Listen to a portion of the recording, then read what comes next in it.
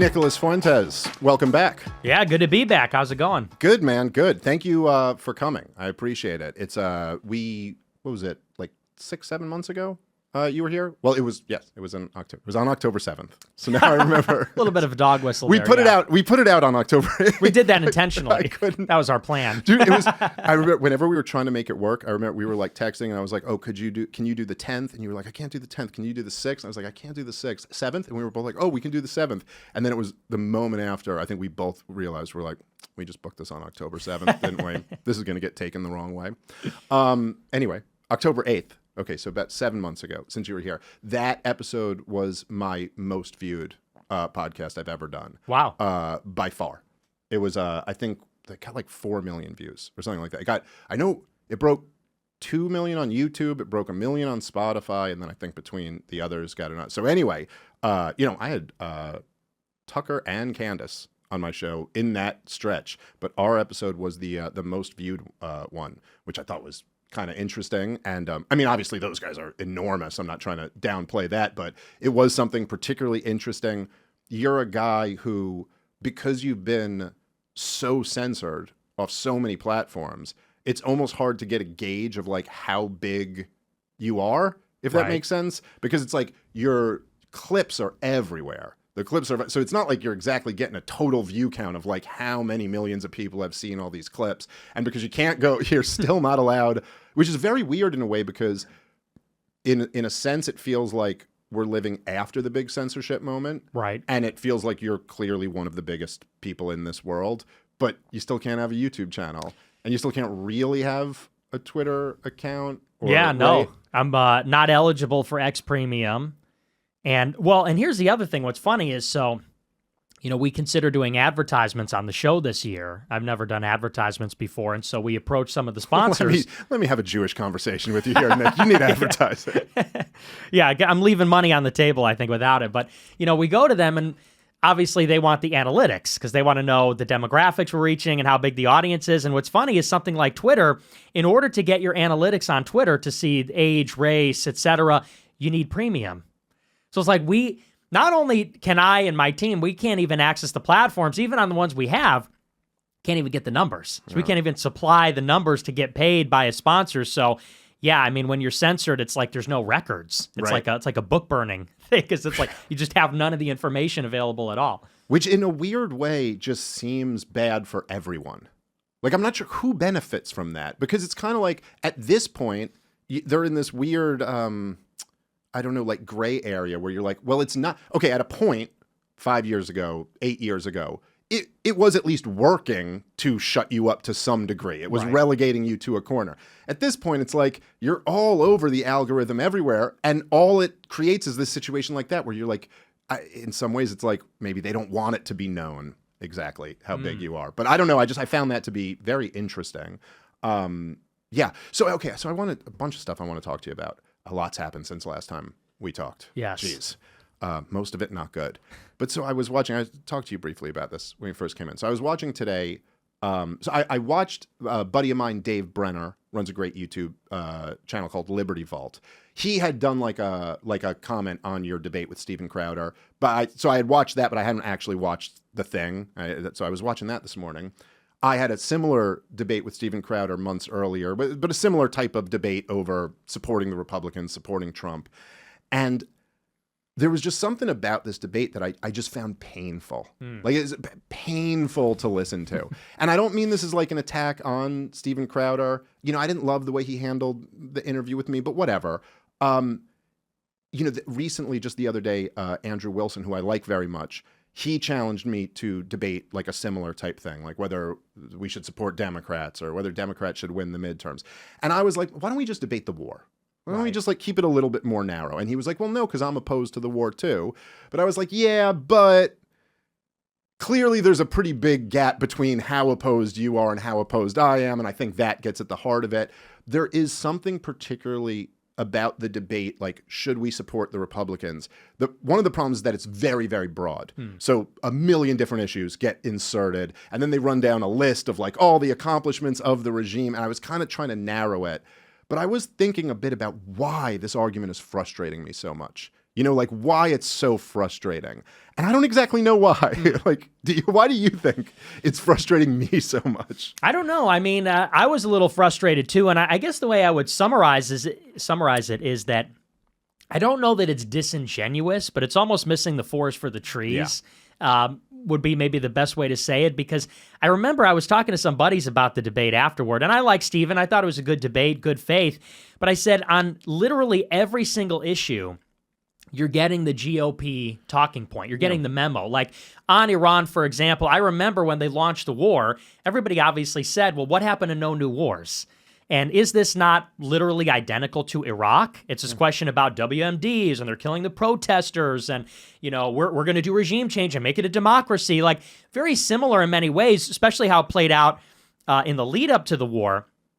And everybody obviously recognizes that's a deep fundamental betrayal of Trumpism, which was always about bringing the troops home from Iraq and Afghanistan, putting America first, the rest of it. And I remember what the Republicans said on Twitter is, well, Trump always said we were going to war with Iran because he said they should never have a nuclear weapon. Yeah. And then the other thing they said was, well, he said no forever wars. And the real forever war is the war Iran has been waging on us, and we're putting an end to it.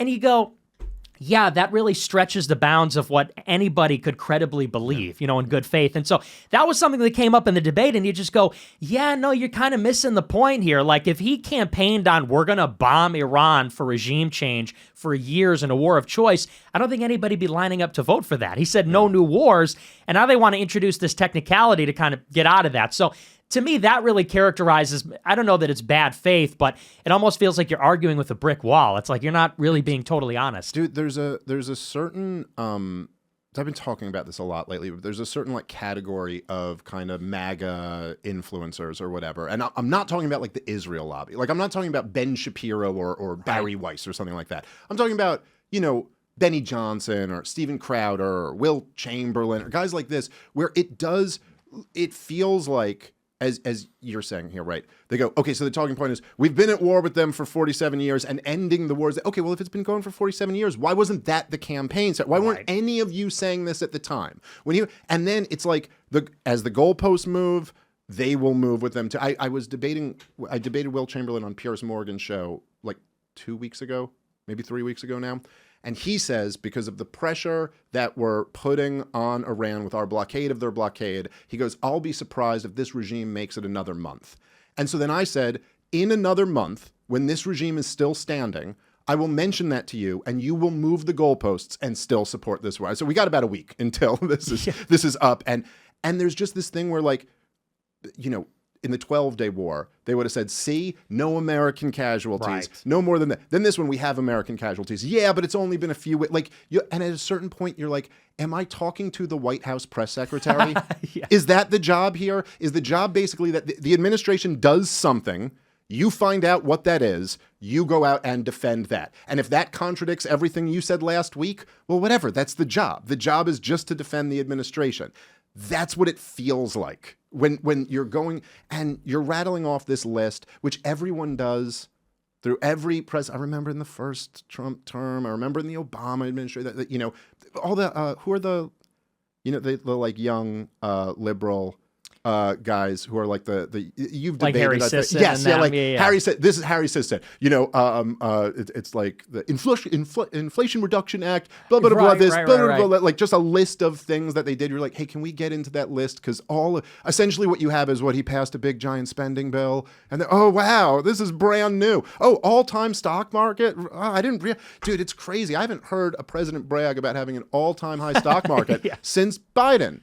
And Trump the first time, and Obama, and Bush, and Clinton. Literally, yes, we live in an inflationary economy, motherfucker. The prices of things go up. Hey, guess what? The pricing of housing has never been higher, and the price of college has never been higher, and the price of daycare is, and yeah, stocks too. This means nothing. Right. And so there's something, I don't know, about just rattling off this list of what they've achieved when you're like, but dude, by your own, and this is one of the things that's frustrating about the Crowder debate, by your own admission, we're up against it with the Democrats coming in, right? By your own admission, we're losing the entire country if the Democrats come back in. Okay, launching this war just guaranteed that the Democrats come back in. You should be angrier about this than I am. Right. or as angry. Well, yeah, I mean, and to me, I always said this on my show. It feels to me like you have this relationship between the base of the party or the people in the country, and then there's the administration and the regime, or the Republican leadership. And I always felt like during the election, I was speaking towards the administration with the people behind me, saying, like in 2024, I said, I'm not going to vote for Trump unless he promises explicitly no war with Iran, and we're going to get an immigration moratorium. And I felt like we were taking our own side as the voters, as the base, as the America First Republicans, and saying our vote is conditional. We have this set of demands. And it feels like these other influencers, like you say, like a Benny Johnson, a Steven Crowder, et cetera, they're facing us with their back to the party. Yeah. And everything the administration does, their job is to sell it to us so that we are prepared to go out and vote in the midterms, vote in the next cycle, whatever. And so it does just become like you are a regime apologist. That's actually your job. You don't even necessarily have an ideology.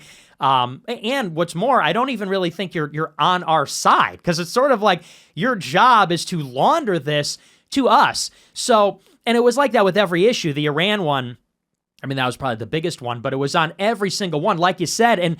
And when you would catch him on one thing, it was, well, what about this? What about that? What about, we talked about the border wall. I said, well, the border wall was promised in 2016. Yeah. It's still not built. I think they constructed 50 miles of new wall in the first administration. There's no progress on it really in the second administration. He goes, well, it's more than the Democrats would have built. And he go, okay, but so is the goal for like Republicans to win, or is it for us to fix the country? Because it feels like we're a little bit confused here. So, and I said this on the lead up to the interview or the debate. I said he's really caught up in the partisanship, Republican, Democrat, and that's the element of it. And I think you're on the money when you say it's like Harry Sisson. Yeah. It's like, that seems to be your kind of job. And I'm not on the side of the party. I just want the country to get better. So that's the miscommunication. Yeah, I couldn't agree more. I really like the way you put that, but standing with your back to the people versus your back to the party. It does feel that way. Also, I just, on some fundamental level, I go, if you're doing that, like if you're that degree of a partisan, what's the point of you? Like, right. I can listen to the White House press secretary. I can listen to Donald Trump. I don't need, like, if you're in this world, whatever this world of us is, where we're talking about politics on our show, what's the point of us if you don't have your own thought? You know what I mean? Like, if you're just representing one of the parties, I already know what the official party line is. I think, well, look, like for example, with the immigration example, right? So you go, okay, so you're going to say Donald Trump built some amount of wall in his first term. Okay. If we had elected Hillary Clinton, we can all agree we would have gotten zero amount of wall. Great. We got some wall with Donald Trump. Okay, in the following 4 years, how many tens of millions of people came? Oh, the answer is none of us know. None of us actually even know. Some guess 10, 20. I've seen different projections. We don't even know how many illegals live in the country. But so, look, just take that example, right? So you fail to build the whole wall. What does that mean? That means you've failed entirely. And so what we, of course, should be looking for, if we recognize the Democrats as this existential threat, is what type of foundational permanent changes can be made that will not allow the next administration to just come in and undo all of it, which is a major glaring hole in the Trump administration right now. Because, look, as we've talked about before, he was never really that good at wielding power. Right. He was very good at campaigning. He was always very good at campaigning and telling you how good he'd be at wielding power. But the problem is, right, Donald Trump comes in, he wants to govern by executive order. He kind of likes governing by executive order. First of all, he's not splitting any of the credit. It's all him. He gets to sit down on day one and do this photo op where he signs all the... But what's the problem with that, Nick? Is that day one, I guarantee you, day one of the next Democratic presidency is going to be them doing the exact same thing. Doing the same thing where they sit down and they sign 500 executive orders, nullifying every last one of Donald Trump's executive orders. So where's the win in that? Right. Well, and that's exactly what happened with Biden. And here's what's funny, sort of the structure of that argument is he says, well, and Republicans in general, they'll say, so Biden comes in, he brings in 10, 20 million illegals. That's why Democrats are this existential threat. We have to vote Republican every time. And like you say, we elected Trump the first time to build the wall. Why? Because a wall can never be undone. That was sort of the whole point, is it's this irreversible, there is no more illegal immigration, we've solved it, and it immunizes us against a future Democrat administration. So the way the causal relationship works is that your failure to build the wall directly created the illegal immigration crisis. And so then you have to say it's not just a matter of getting Republicans elected, but getting Republicans elected to do the right job. And then it gets back into, we have an interest as the base and as the country that we're advocating for.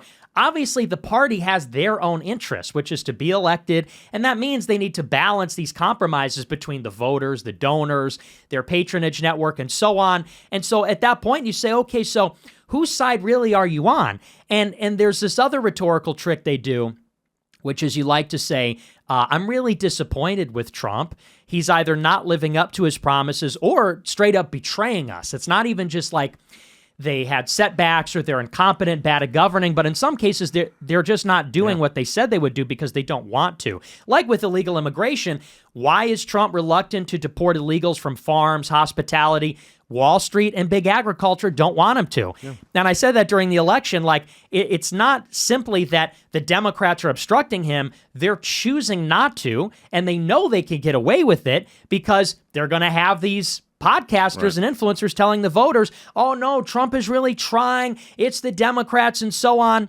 And the rhetorical trick that they will use is if you're not satisfied with Republicans, they say, oh, but the Democrats are going to be so much worse. And always the hyperbole. It's not just that the Democrats will be worse. They're going to make Puerto Rico and D.C. a state. They're going to pack the Supreme Court. They're going to bring in 100 million illegals. If Democrats get in, it's over forever. And you want to say, well, it wasn't over forever under Biden.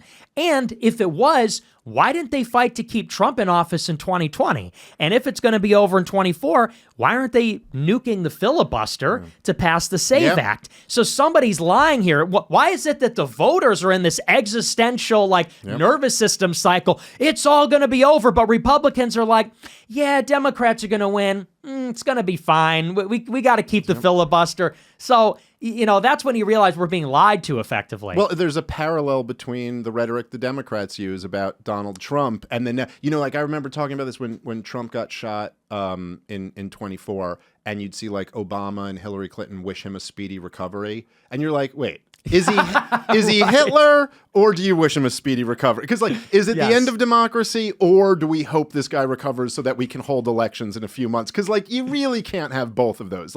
So you can't wish Hitler a speedy recovery. Well, all right, maybe on your show, but I'm not but on Hillary Clinton's show, you can't wish Hitler a speedy recovery. So it's a kind of similar thing to that. Now, again, I don't think either of us are trying to downplay the threat that is the Democrats. I mean, look, the Democratic establishment over the last 15 years really overstepped in a major way. They took it to a next level, even for American norms. Just the way they interfered in the presidential elections, framing Donald Trump for treason, all of these things. But again, that's why it would be that much more important that and this is a major one for me. It seems to be such low-hanging fruit. But you didn't get any prosecutions off Russiagate, dude. Russiagate, it's you. Right. The one time Trump might stand up for someone is when it's him. That's the only time, right? He's not going to stand up for the J6ers. And I know they brag he got him out of jail 4 years later after letting him get tortured for years and condemning him at the time when he could have pardoned him right away. But, he would have had to take Number one, yeah. Right. But it's you. Your own director of national intelligence came out and said she has proof that Obama committed treason. And I got to say, I think she does. I mean, maybe treason isn't the right word, but something. I mean, there's clear criminal activity. And no, we're not going after anyone for that. But the problem isn't just getting your own vengeance. It's that but now you didn't destroy the apparatus that can do this to you or the next you in the future. I think that me and you are looking at this from a much more zoomed out, big picture view. And even when you go, you're talking about immigration, you're okay, but zoom out. What's the major problem with immigration in the country? Okay, well, the major problem is essentially that the regime has essentially, in an attempt to replace the domestic population, or at least dilute the domestic population, has flooded the country with third world immigration by the millions in huge, huge numbers against the will of the American people. Okay, so that's the problem. You could say the problem is, maybe from your perspective, long-term demographic change or something like that. That is not even remotely solved. The problem is exactly the same problem. And by the way, this is his best issue. This is where he's done the best. The one thing that we'd all kind of have to give him credit for is like, okay, the border is secure now. It was not at the past. Now it is secure. But that's the best you got. It's like you're driving off a cliff at 90 miles per hour, and he goes, I slowed you down to 85, but we're still headed toward this cliff.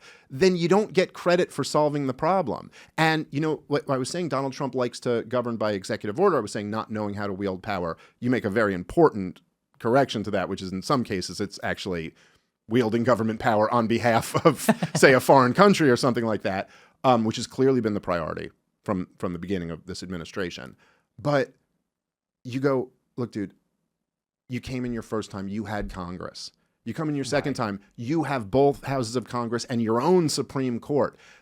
He had so much political opportunity there to like go like, hey, listen, Congress, I'm demanding a one-page standalone bill that says this, you know, and actually do something that is going to really change this, which is not that impossible to do. Right. But, you know, you could... Okay, look, he didn't have the juice to like get an amendment to the Constitution. What do you need, like 75% plus ratifying the states? Okay, you're not there.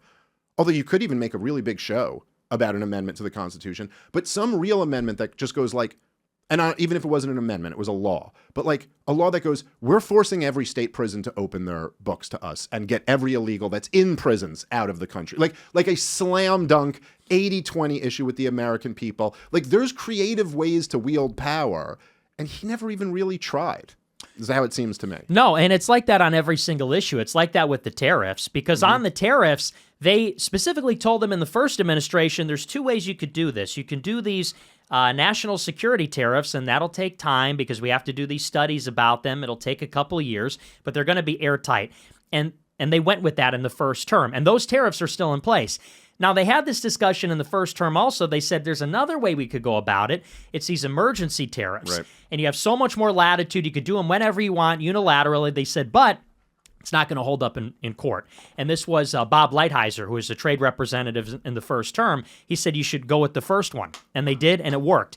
Second term, had the same conversation. Trump said, I want the emergency tariffs because then I could use them not even so much for economic purposes, but for diplomatic purposes. I could use them to punish or reward countries for diplomacy and so on.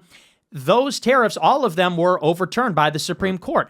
Comes back with Section 122. Okay, we could put a 10% tariff on everybody right now for 6 months while we work on these other ones.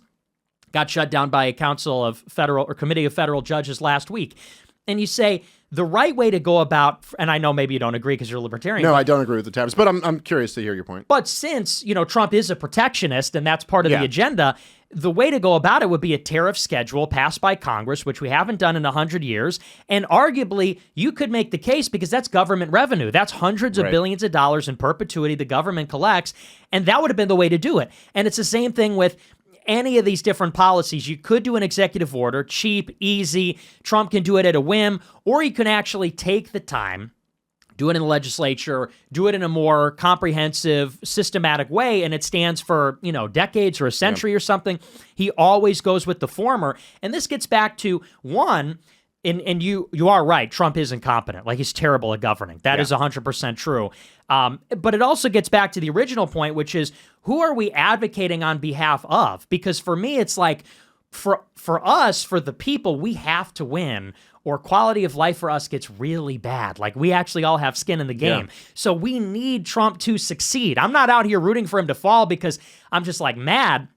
I'm rooting for him to succeed because if he doesn't, it's we that have to live among the third world immigrants. It's we that suffer because our purchasing power is destroyed, and we are going to die in the war potentially if there's a draft, or even if not, it's the gas prices, it's everything else. And so we want it to succeed, but obviously the politicians, if they had it their way, they would be, one, lazy, but two, make the compromises they need to get their golden parachute, take care of their donors, whatever. So it comes down to interest-based politics. I'm on the side of the people and our issues. This whole other class, it really is they're not on the same team as us. Yeah. You know, we always talk about the Republicans are this we need to win. It's not we, it's them and us. Well, that's right. And especially when like Donald Trump is flat out saying MAGA is Mark Levin. Right. Like, that's who it is. Not only is it not Nick Fuentes, it's not even Tucker Carlson, not Candace Owens, not Alex Jones, not Megyn Kelly. We can't even compromise on Megyn Kelly. Like, I'd get on board if it was Megyn Kelly. You know, a lot of times people will say this like, oh, Dave, you're just such a radical that you'll be upset unless you get everything I want. It's like, motherfucker, everything I want is not even on the table. It's not even in the realm of possibility. Like, do you really think, like, if Donald Trump, like, got the border secured, maybe just, like, slowed down on the money printing, like, we weren't devaluing our currency so fast and didn't start any wars and had a reasonable, like, I'd be sitting here going, like, but he didn't abolish the income tax. Like, no, that's not what I'm saying. I'm saying we can't meet at Megyn Kelly. Right. I have to support Mark Levin. Well, no, like, no, yeah. We're not in any ways on the same team. I am much more on Anna Kasparian's team than I am on Mark Levin's team. So I'm sorry. I know this blows partisan people's brains. You know, they have this weird thing. You see the video they made that went viral of you and Anna Kasparian. And yes, it's like, but it's so dumb, dude. They're trying to make like, look, they have the exact same talking points. And it's like, no, what you found is that they say the things that every critic of Israel says. Like, yeah, this is like kind of the basic, like here's a point where he said they're committing genocide and she said they're committing genocide. It's like, yeah, and they go, horseshoe theory proved. And you're like, okay, but like, you know, there's a middle part of that horseshoe too. Right. Like also Nancy Pelosi and Donald Trump and Mark Levin. You know what I mean? Like they all say the same thing. You could do the same thing about them all saying we can't allow them to have nuclear weapons or whatever. Like this just doesn't prove anything. And when it comes to this war in Iran, it seems to me that like if you're for it, there is no meaningful way that we are on the same team. Right. And so I think this is kind of why I responded to Andrew Wilson with why don't we just debate the war? Because even though you might say you're against it, and I believe, I'm not saying he's not against it, I'm sure he is, but I think part of this also fundamentally comes down to what you think this war is. Like I heard Andrew Wilson describe it in his debate with Owen Schroyer, I believe it was. I think that's who he debated. And he said, he goes, he's just killing pedophiles over there, man. They're all pedophiles anyway. And Andrew said to me, he goes, you just heard that clip. It's kind of taken out of context. And fair enough, maybe it is. But if you view the war that way, even if you're against it, you certainly wouldn't have the same feelings that, say, I have. You know, one of the things I was thinking about, I'll give this away if we do debate, that I would have asked Crowder, or I would ask Andrew Wilson, is like, are there any things a president could do that just on moral grounds alone, you'd go, I can't support this anymore? So like, let's just say hypothetically, let's say Donald Trump, all other things being equal, he ordered 20,000 abortions. I don't even mean voluntary abortions. I mean involuntary. I mean, all abortions are involuntary in some sense, but the mother didn't even want them. And he just ordered 20,000 abortions.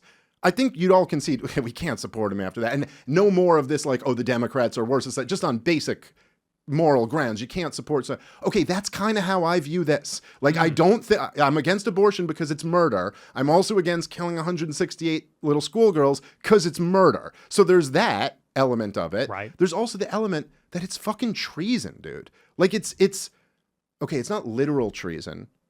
Obama having Jolani at the White House and giving foreign aid to Syria is literally treason. That is literally treason. By the way, you know, they love bringing up that Iran killed our Marines, which is not exactly true. It was like groups in Lebanon who were friendly with Iran killed our Marines. Iran built all the roadside bombs that killed our boys. And also not exactly true. If you look into them, they were produced in Iraq. Now they were used by some Shiite groups that were linked to, that are like friendly with Iran, although we were partners with the closest, you know, to Iran. I know you know this stuff. But, you know, there was also a Sunni insurgency that we were dealing with for the most part. Jolani brags about how he was a member, how he was killing our boys in Iraq, that he was in Fallujah doing the fighting. He was a member of the insurgency. Trump has him at the White House. Right. Not a peep out of all of these guys who are so mad about this stuff. So there's that like kind of treasonous element. You launched a war of aggression and slaughtered people on behalf of a foreign country. Like it's not just the practical. I think there's also just like a moral argument that like we can't be a part of that. We can't excuse that away. Yeah, that's how I feel. For me, it's less about morality, only because, and I know probably your audience is gonna not love this, but I think that when a president engages in a war, these are things that do happen. It's horrible, it's tragic, but there is some truth to the fact that if we're going to conduct any foreign policy, it probably will involve military kinetic action. If that happens, then people will die. That's what happens in a war. For me, the question is more about, and to the larger point, who is the war for? And I think that it's not even so much about the morality of people dying in the war, whether they're civilian casualties or military casualties. It's the whole premise of MAGA and America First is America first. And that is what animated the whole movement at 16. It was in contradistinction to Jeb Bush and the Bush dynasty and the legacy of Iraq. And to me, those are just the fundamental pillars. And, not to keep going back to it, but Crowder said to me, it's a purity test. He said, what could a president do to win your vote? I'm like, keep the promises they made. They said no new wars. Here's your new war. They said mass deportations. We're not getting them. That's not a big ask. And what's more, let's be honest, the war in Iran is not like some isolated event. People are trying to analyze and they say, well, it's about energy dominance with China. Venezuela and Iran are part of this. We're boxing China in so they don't get their oil. And, without even getting too much into that, it's complete context denial, which is that we've been conducting a foreign policy for 30 years where we've systematically went into Iraq, Syria, Libya, Iran, all these countries to decimate them. And it actually doesn't fit a very clear through line or a narrative for American interest. You had all these different arguments. It's about spreading democracy. It's about chemical weapons. It's about nuclear weapons. The clear through line is these are all adversaries of Israel. This is part of their plan to terraform the Middle East in such a way where they have no rivals. And this is, by the way, what they wanted and that no other president gave them. They wanted it under Bush, Obama, Trump. They tried to get it even under Biden when they provoked Iran a couple of times in 2024. And Trump finally gave them, the ideological neocons and Israel, what they've been wanting basically for 50 years, ever since the Islamic Revolution. And so you say, like, not only did you not deliver America first, but you repudiated America first with your allegiance to the biggest threat to it. And all these people are acting like, oh, well, so what? It's not a big deal. It's only 2 weeks. It's only 30 days. It's only 15 casualties. And you say that's ignoring the bigger picture. He changed sides, like he's with the enemy, giving them everything they ever wanted. Yeah, no, that's exactly right, dude. I mean, all of the never Trumpers, I saw someone was posting today that National Review Never Trump, issue. All these guys, Mark Levin and Ben Shapiro, and all the guys who are championing this move with Donald Trump, they were all the people who said they would never vote for Donald Trump for moral reasons and all this stuff. And yeah, dude, it is pretty hard to ignore that this is the continuation of the clean break strategy. We're just watching it. I mean, they all said it in their own words for so many decades. You could just go back and read what they wrote.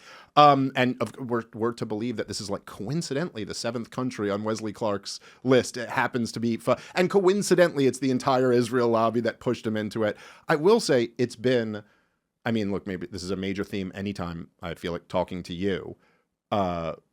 But it is crazy how much the Overton window has moved on this. Where now, I don't know if you saw this, but both John Kerry, Hillary Clinton, those are two, there were a few others, but I mean, these are two, the Democratic secretaries of state and presidential nominees who came out and just said exactly what you said. They go, Netanyahu was always trying to get all of us to do that. Like, this is this is just open now. It's just like, this is the obvious thing. It's like, well, yeah, we all know Netanyahu's trying to get us into these wars, but you don't do it. You give them some. You don't give them all of them, And then we're to look back at Obama as if he stood up to the Israel lobby or something like that. It's like he gave him Libya and Syria. So like he didn't really stand. But yes, even he did say, we won't do this one.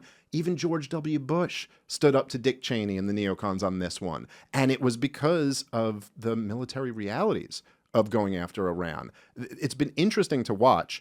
I know, like I've seen some of your coverage of this, and I think both of us, we're trying to be fair about this. We were both kind of going, after the 6-day war, I certainly was questioning because, well, frankly, there were some people who I admire very much who did get a little out over their skis. I think Tucker and Jeffrey Sachs, and Mearsheimer probably all said variations of like, if you attack their nuclear sites, they will shut down the strait and they will hit our bases. And that turned out not to be true. Like Right. and you look at that and you go, huh, maybe they will just roll over. Maybe they will just capitulate. I mean, I don't think so, but I'd still warn against this war because look of all these potential catastrophic outcomes. And then we launch this one and it's like, oh yeah, we're here now. This is what everyone was warning against. And I don't know where you see this going, but I think, I'm not saying like Professor Pape is right and it's guaranteed that we're in the escalation trap. I hope Donald Trump just walks away at some point. It does seem, though, at least right now, we're at this very dangerous position where the absolute best thing Donald Trump could do is just stop. Just stop it and come home. And the problem is that that's it. And that's the end of his presidency, man. I mean, there's just no say. And so, like, I saw Joe Kent, he comes on and he goes, Mr. President he's the only one strong enough to leave and save his presidency and say it was a win and all this. And I'm like, man, I hope he's listening to him. Like, that's who you should listen to. This guy who looks like a He-Man doll and is your sir, yes, sir. And okay. But if me and you were just speaking honestly, that's admitting total defeat. His approval rating will be in the 20s in the next couple months. If after this, that's all he has to show for it, is that Iran is transformed into a global power who now has this ace in the hole. They can close the strait anytime they want. That's a disaster. And Donald Trump, and that's still his best option. And so, but he has not even begun to accept that that's his best option and that he's going to lose like this. So again, I think this week he's going to escalate again. Then what's Iran's response to that going to be? So essentially, the best case scenario is that Donald Trump's presidency is ruined. That's how I view it. I'm curious what your thoughts are. Yeah, I totally agree. And I do think that we're sort of trapped. That's really always been the whole conceit, is that Israel, we talk about it, people think we're using these terms loosely. I use them very precisely. They're dragging us into the war. And that means it's this step-by-step process where each individual step, it becomes more unlikely that we're able to extricate ourselves from it. That's sort of the whole point, is like it's sort of slowly and then all at once, you're in this conflict. Nobody from the very beginning would say we're going to go into a ground war and fight 90 million people in this huge country. But it starts with the industrial sabotage, the cyber attacks, nuclear assassinations. We're going to shoot down their missiles, engage the proxies. And this is how it's gone step by step over 2 years until now. The 12-day war became this 60, 75-day war, whatever we're in. And I think that the way it's shaking out, if you want to get into the details, is there's two sticking points still. And that is the first one, which has been the one from the very beginning, which is enrichment. Mm-hmm. And the United States says you cannot have enrichment, not at a low level. No. There can never be a sunset clause. Yep. There needs to be a permanent moratorium and no enrichment at all. And why does Trump in particular have to insist upon this? Because he tore up the JCPOA. And what was the problem with the JCPOA? It sunsetted. It allowed them to enrich at low levels, and then after 10 years, it went away. So if Trump were to get anything less than zero enrichment, then he looks like an idiot. Yeah. He looks like he got a worse deal or a deal just as good after we decimated them. So you go, it's been 10 years of maximum pressure, and we came crawling back to beg for the same deal back. Yeah. It's a non-starter. So conversely, Iran says our right to enrich is as sacred as the sovereignty over our soil. They equate enrichment with sovereignty for obvious reasons, because it's their only deterrent against Israel and Washington engaging in this regime change, which is existential for the regime. So there's no wiggle room for either side. There's no coming down from those. And then the second one since the war is the Strait. And the United States cannot accept that Iran gains the Strait. Again, after we hit them with everything, now they have this strategic choke point. They have 5 times more oil under their control than before the war. And then Iran, likewise, they can't give up the Strait. Why would they? Yeah. They can close it. We can't take it back. And that is their deterrent against a future conflict, because that is how they impose a cost, not only on us, but the whole world, if we were to try to. And the two issues are related, because if we don't get the centrifuges in this go around, Iran knows we're coming back for round 3 to mow the grass, trim the grass. We're going to come back in, bomb the stockpile, the centrifuges, whatever. How do they prevent another U.S.-Israel crack at it? We got to have the Strait under our control so that everybody knows We go back in, it's $7 gas. It's a global meltdown. The UAE, Bahrain, Saudi, they're done. They're finished after that. So those two issues are going to be the impasse. I don't see budging on either of them. Yeah. It's just irreconcilable, intractable differences. And so I think you're totally right. At least in the short term, there's going to be a return to fighting. And then on a longer timeline, look, the thing that people never keep in mind, unlike the U.S. and North Korea or the U.S. and Venezuela or Cuba, they don't have a country like Israel sabotaging diplomacy and provoking through deception and lobbying for escalation. So even if you get someone like Trump that says, all right, we're just going to call it, I'm going to take the hit. Well, is there someone you forgot to ask? We need permission, actually, and they're always going to sabotage it. So I think you're right. I don't know that it's a certainty, but yeah, there's very few options where this works out for us. Yeah, I agree with all of that. And I think I agree. It's not a certainty. And kind of the thing that makes it not a certainty is that Donald Trump himself is such a wild card. And like you could see him just spinning it as how great it was, but I don't think anyone will believe him. But I think you're right about that. Particularly like the political incentives for Donald Trump are so bad. And then the survival incentives for Iran. And you could really watch from the 12-day war to this war how much that you flipped the incentive structure. And it's like in the sense that if someone comes to my house with a gun and they pull a gun on me and they go, they're like, give me, and I'm like, okay, hey, just calm down. What do you want? I'll give you my money, blah, blah. And then they go, no, I'm here for your kids. He goes, well, that just flipped the incentive, right? Like the first time my incentive was, let me give you my money so that nobody gets hurt. But like, if you're here for my kids, then I have to make a move. And yeah, I might get shot in the process, but it doesn't matter. And it's like, it's kind of been that. Like in a way, we're there for their kids now. There's a parallel to us killing so many of their kids. But I agree with you. I think that there's a real question right now, and I worry about it because I've seen the hubris of leadership in DC is really, it's unbelievable. And it's unbelievable how many of these people, because they have so much power, convince themselves that they're such geniuses and can figure all of this out. But even the damage that this war has done so far, we don't really know. Like the Strait of Hormuz, I know you read the news just like I do. Since the blockade of the blockade, it's only slowed down the number of ships going through, like total number of ships. We've now been like 2 months of where 20% of the world's oil and a huge percent of the world's fertilizer have been completely shut down. We probably won't exactly find out how much that impacts the global economy for another month or two, but it already might be really bad. But then the fact that, like, as you mentioned, gas prices here are already up. And it must be something for someone like you who was a hardcore Trump supporter in 2016. And not just a hardcore Trump supporter, but you were it was like your coming of age kind of time. Like, right. I was 18 when 9/11 happened. You were, I think, 18 in 2016. So like right around, like that's like the big thing that's going on as you're becoming a man. And to watch some of the quotes that he's had where they ask him about the pressure it's putting on the American economy, and Trump just straight up goes like, I wasn't thinking about that. I'm thinking about this war. I'm thinking they can't have nuclear weapons. I don't care about, and you're like, dude, man, if that wasn't an ad for the Democrats, I don't know. I mean, you guys could just run that and win the House easy on this. It's pretty wild to say. Yeah, seriously. And, in fairness, I think, it's a horrible, stinking quote. You do have to consider it, though, from his perspective that obviously it's a game of chicken. And it's a question of who's going to blink first. And Iran is betting on the fact that they have more leverage over us, more pressure, because it's a midterm election year. Gas prices, inflation is going to hurt Republicans.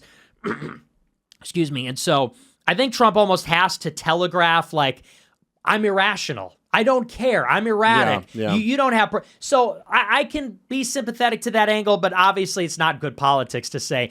they ask him, they say, did you think about the financial prosperity of Americans? No, I didn't think about their financial security at all. I only care about whether Iran's nuclear. So it's a terrible thing.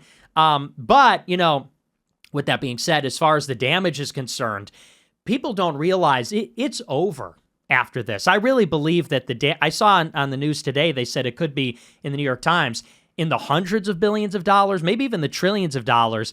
And the reason being, especially in America, I talked about this on my show, the only thing that is driving economic growth right now is the AI boom. Mm-hmm. It is the purchasing of chips. It is the construction of these data centers. that is most of it. Like, we're not even doing so much commercial real estate, the conventional stuff. It's all the data centers.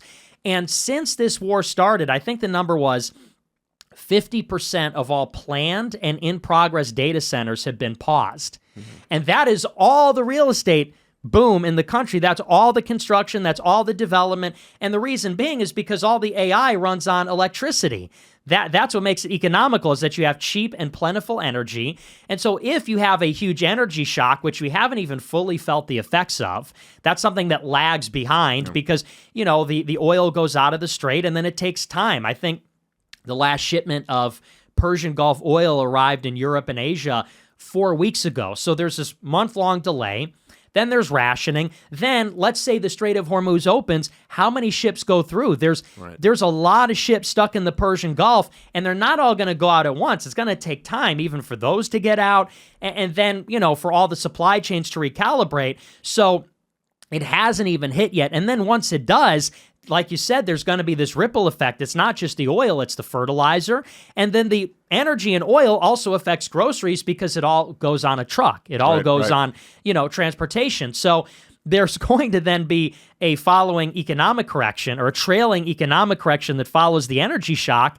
And then that's just game over. And to me, it's less so that he said the financial security, whatever, because it's like, you kind of understand why he says that. To me, he said at the exact same time that this was all playing out in February.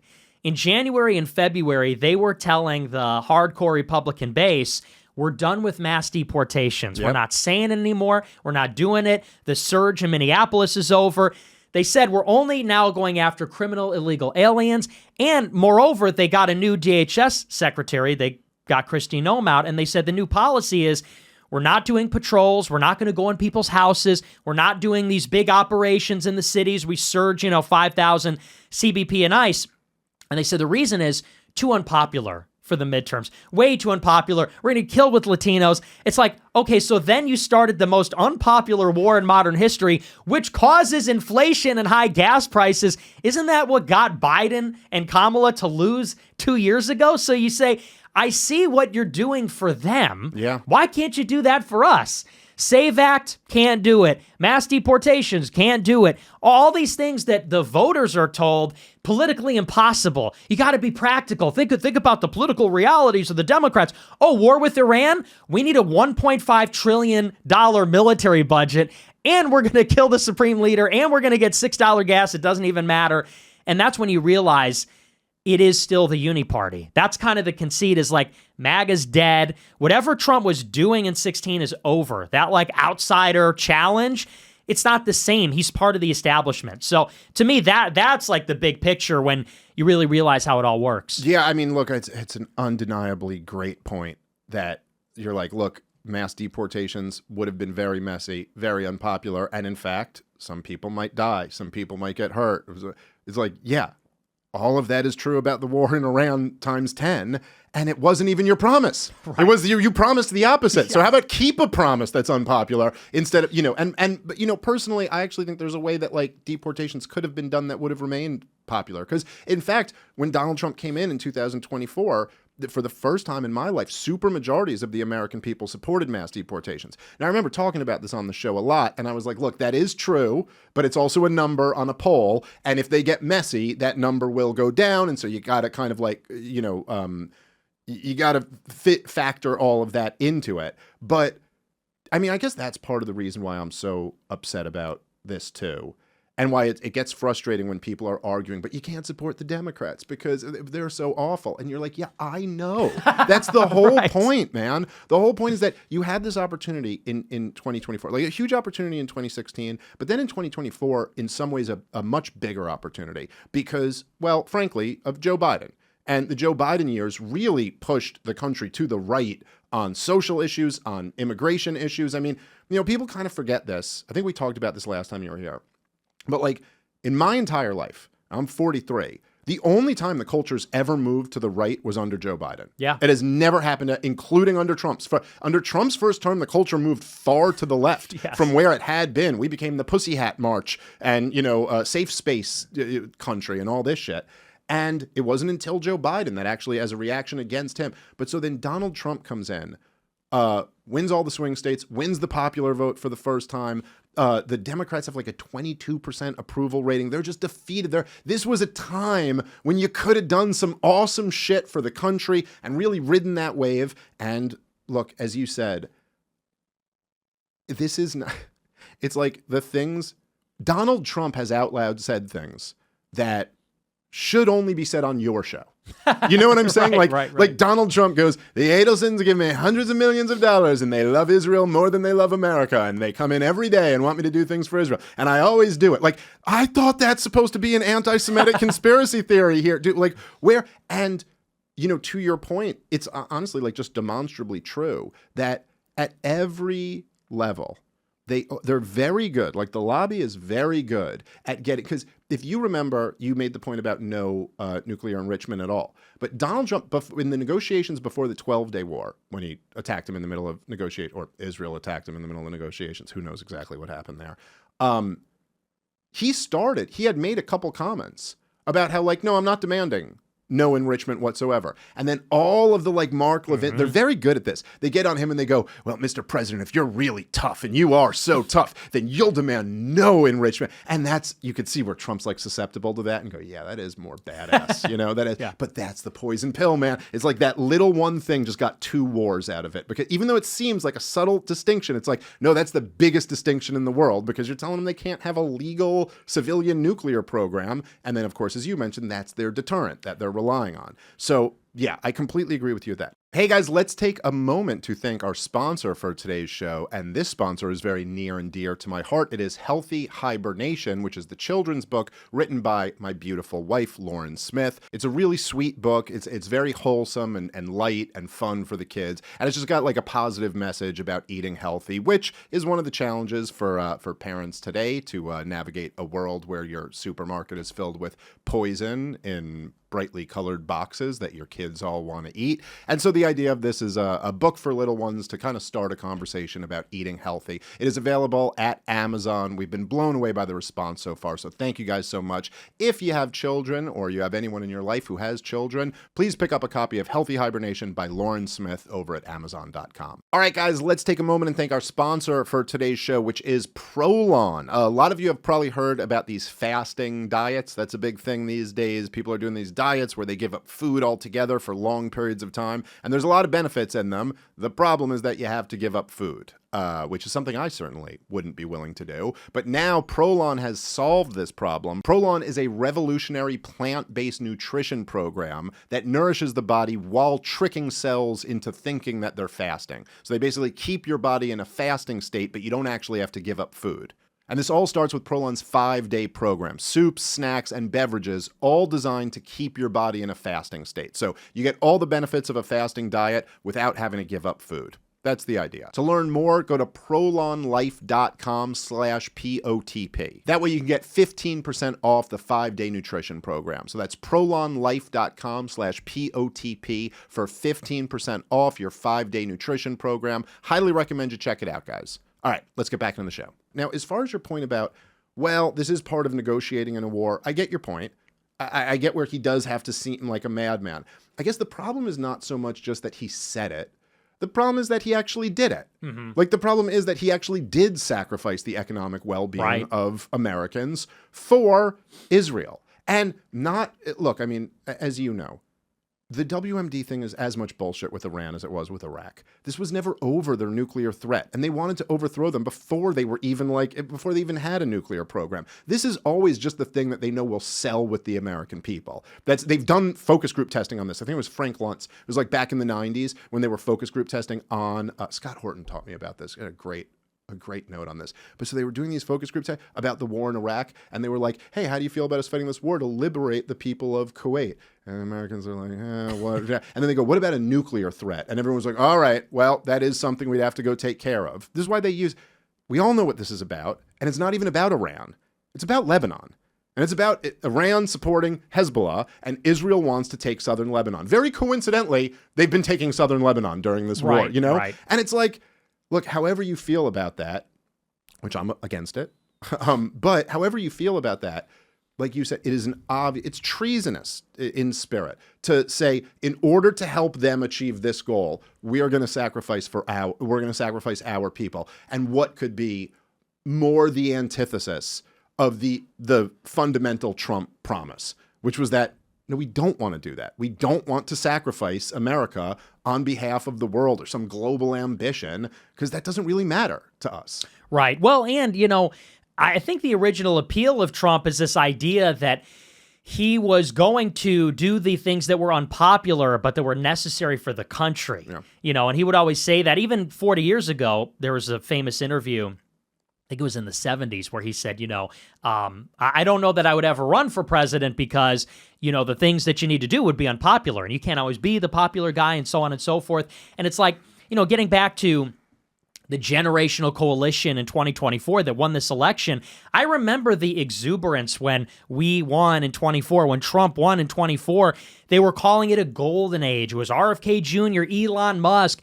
You had all this political capital to fix a lot of things that would have been unpopular to do, like DOGE, cutting the deficit and cutting the debt, mass deportations, building the wall, all those things they promised to do, and they squandered that political capital, the $7 gas, the inflation, unpopular, on the war. And you think about, what if in an alternate timeline, they took the $200 billion from the big, beautiful bill for DHS, and they actually did mass deportations and followed through? Trump's approval rating would go down. People would die. It would get ugly. But the right wing would rally behind him. They would say, because we're fighting for America.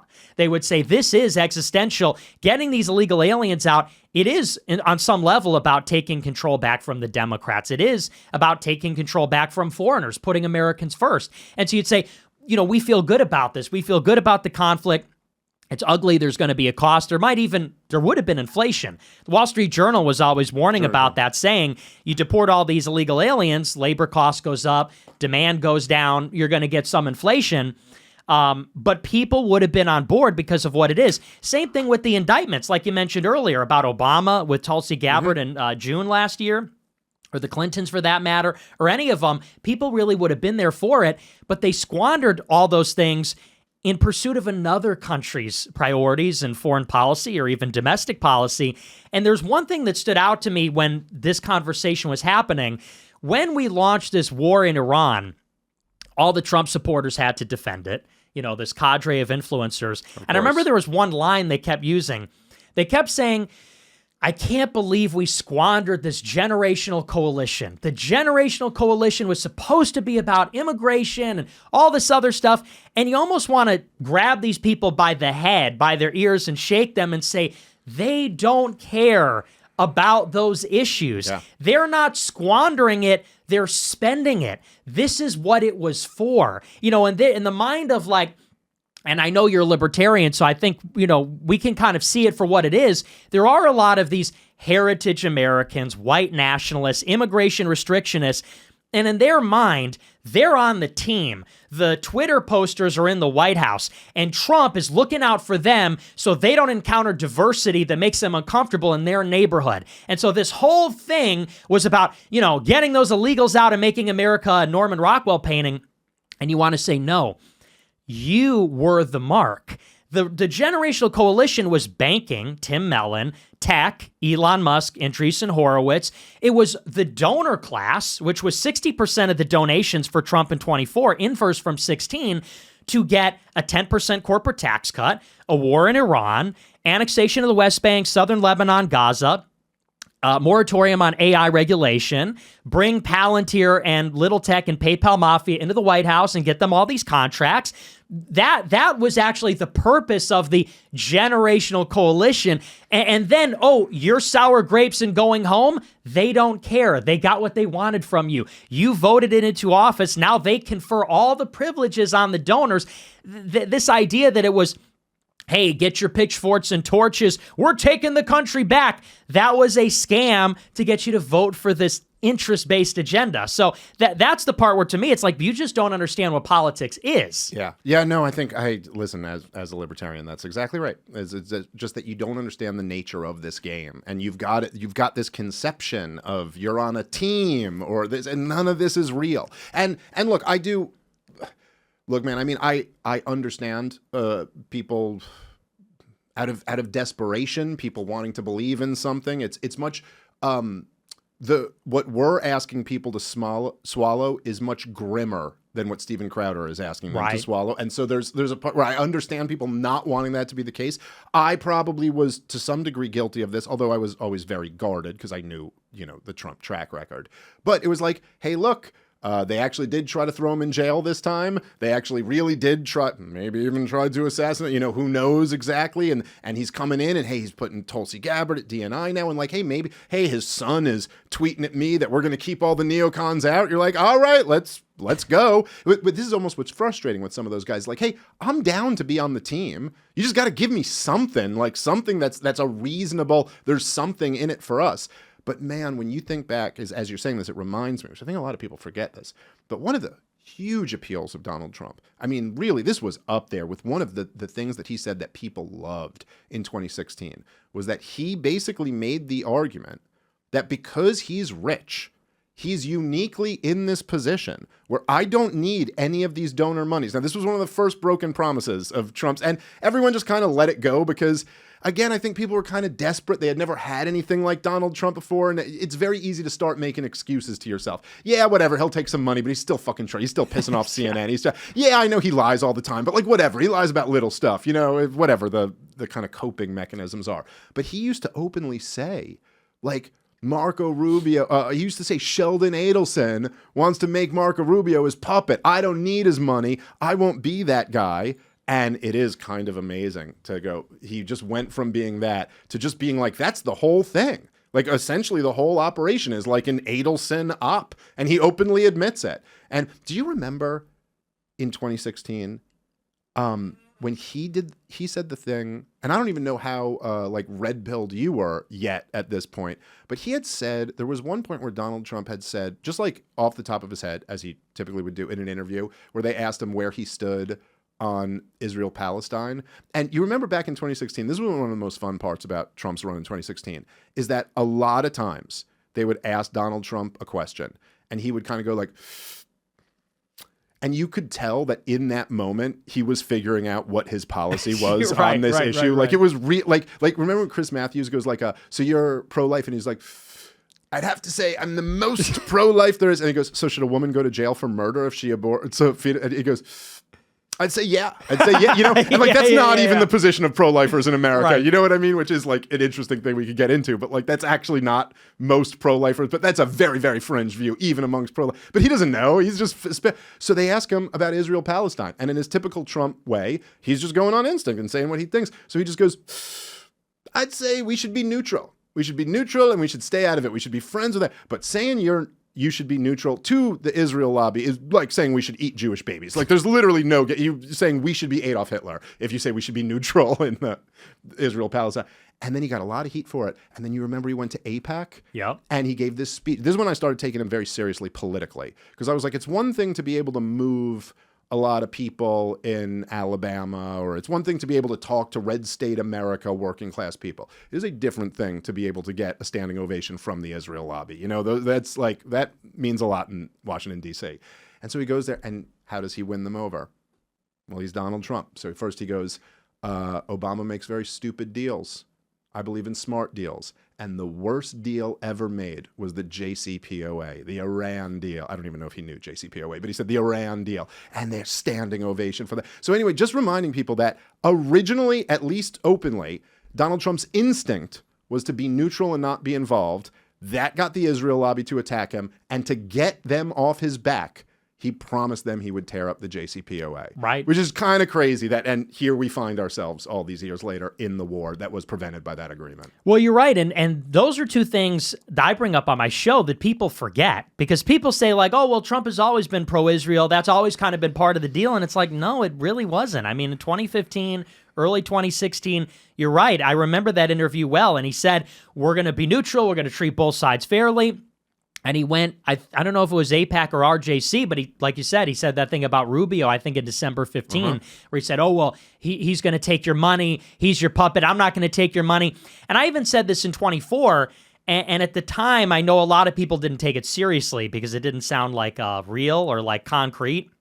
I was saying, like, well, he's going to bring us to war in Iran. He's not going to do the deportations. But I also said that the prospect is different, like, or rather the proposition of Trumpism is different because, like you said, and this is the most important thing, when you go back to 2016, Trump said, I'm rich, I'm a billionaire, I'll self-fund my campaign. That is why I can fix America. Yep. Like, there's a very clear logical chain where he says, the system is broken. The politicians are all talk, no action. They never deliver real victories. Why? Because they are controlled by the donors.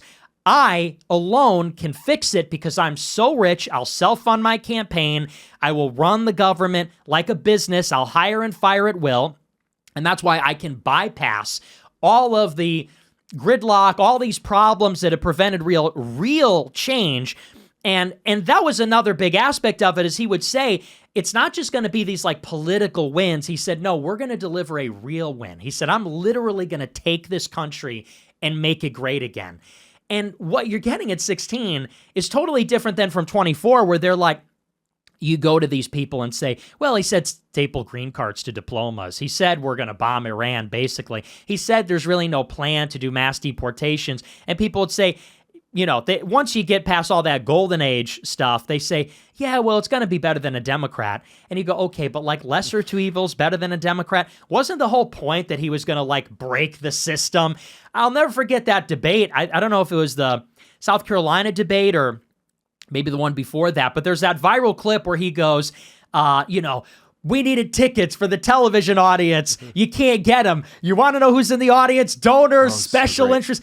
And people, if you watch that clip now, everyone in the comments says, oh, now I get why he got elected. Like, now I get, I'm left wing, I'm Democrat. Now I see it. And it's like, yeah, that's what created the cult of personality. That's what created diehard Trump supporters.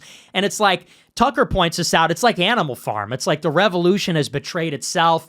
Now he's just like the others. And that's where you say, this is now dead.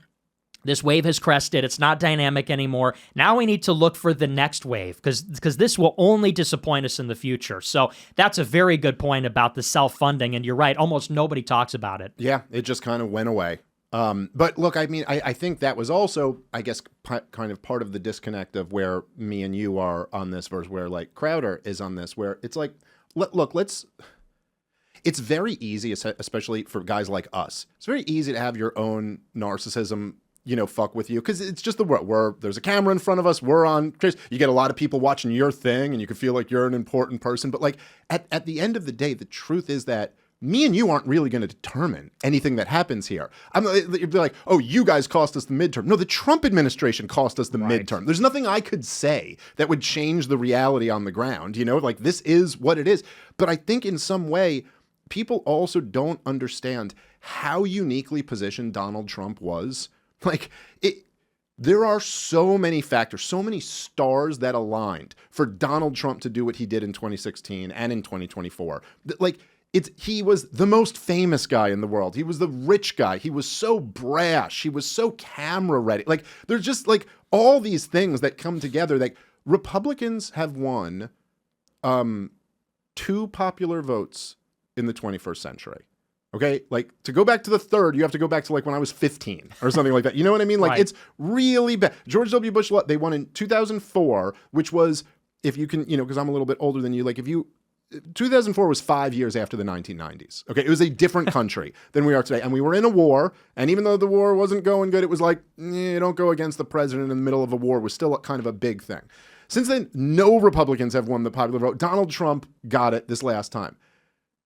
People do not understand the gap between what Donald Trump has versus what Marco Rubio has, what J.D. Vance has. Right. It was already a huge ask for them to carry this coalition forward. Like, it's over, dude. It has nothing to do with how me or you feel. You know, that's it.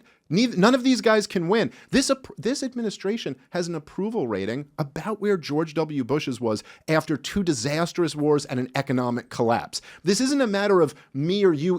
It's like, no, listen, dude, the only option here is that another outsider emerges, which is possible. No one would have picked Donald Trump at this point. We'd be in 2014. No one would have picked Donald Trump was going to be president in 2016. So like, there are maybe someone will emerge. And Crowder kept saying to you, yeah, but that comes with risks. It's like, yeah.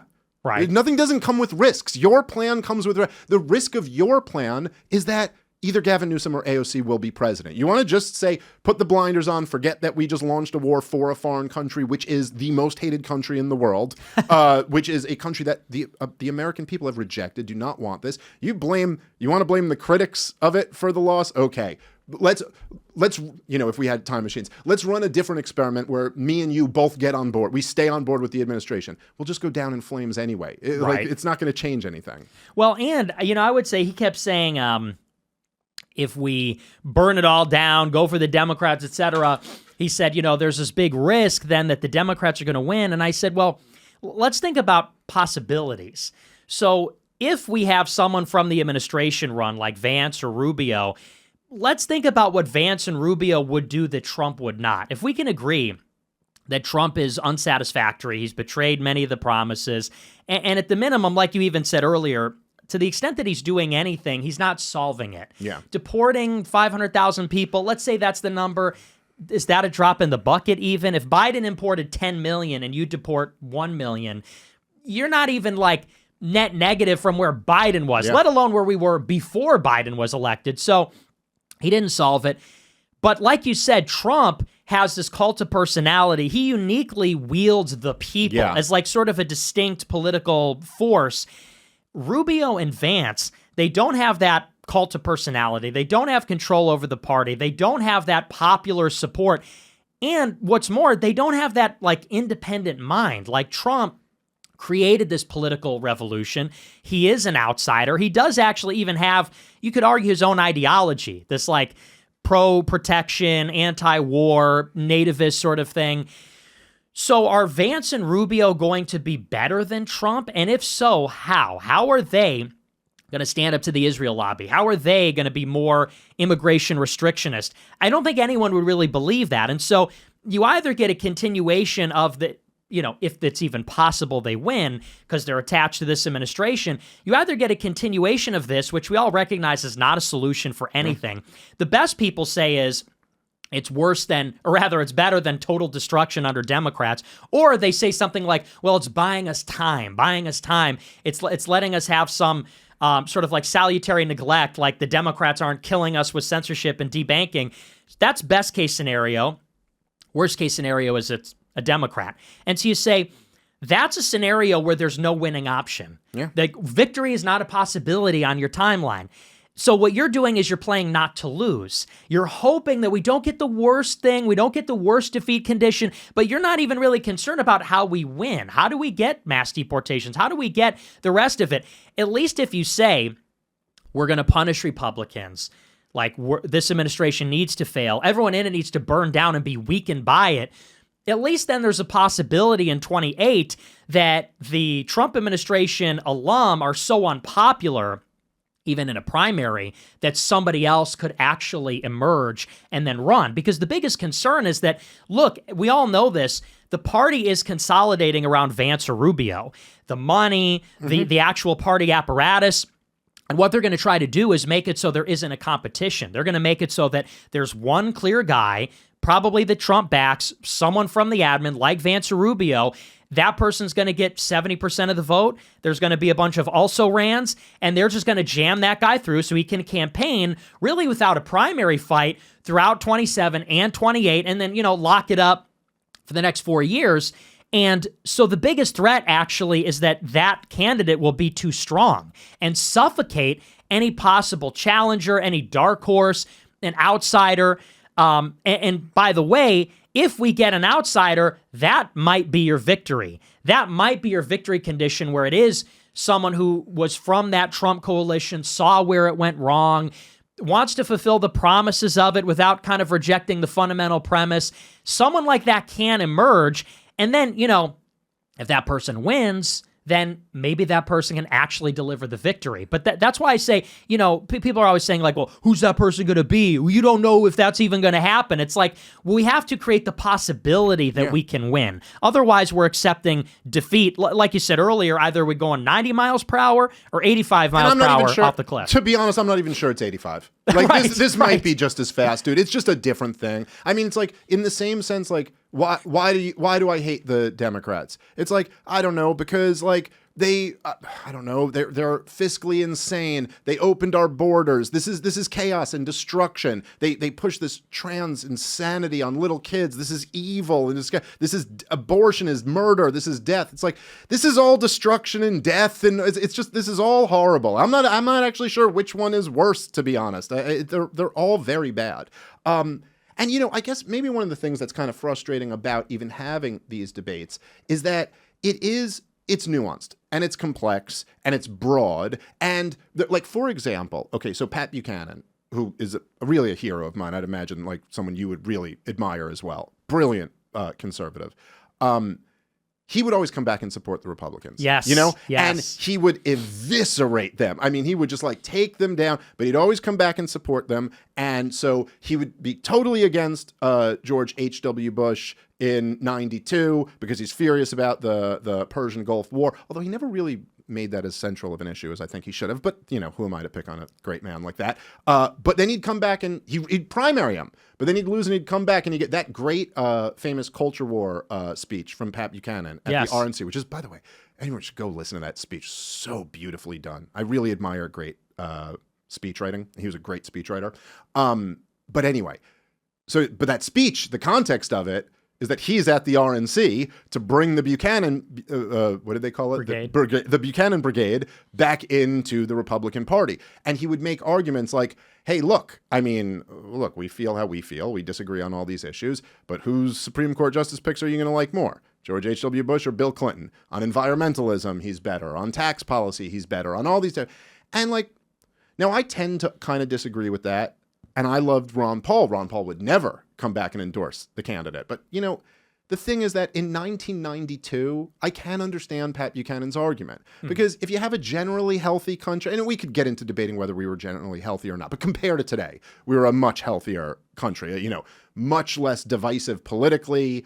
The demographics were what traditional American demographics had been for most of the time, which, are conducive to less cultural divides, let's say.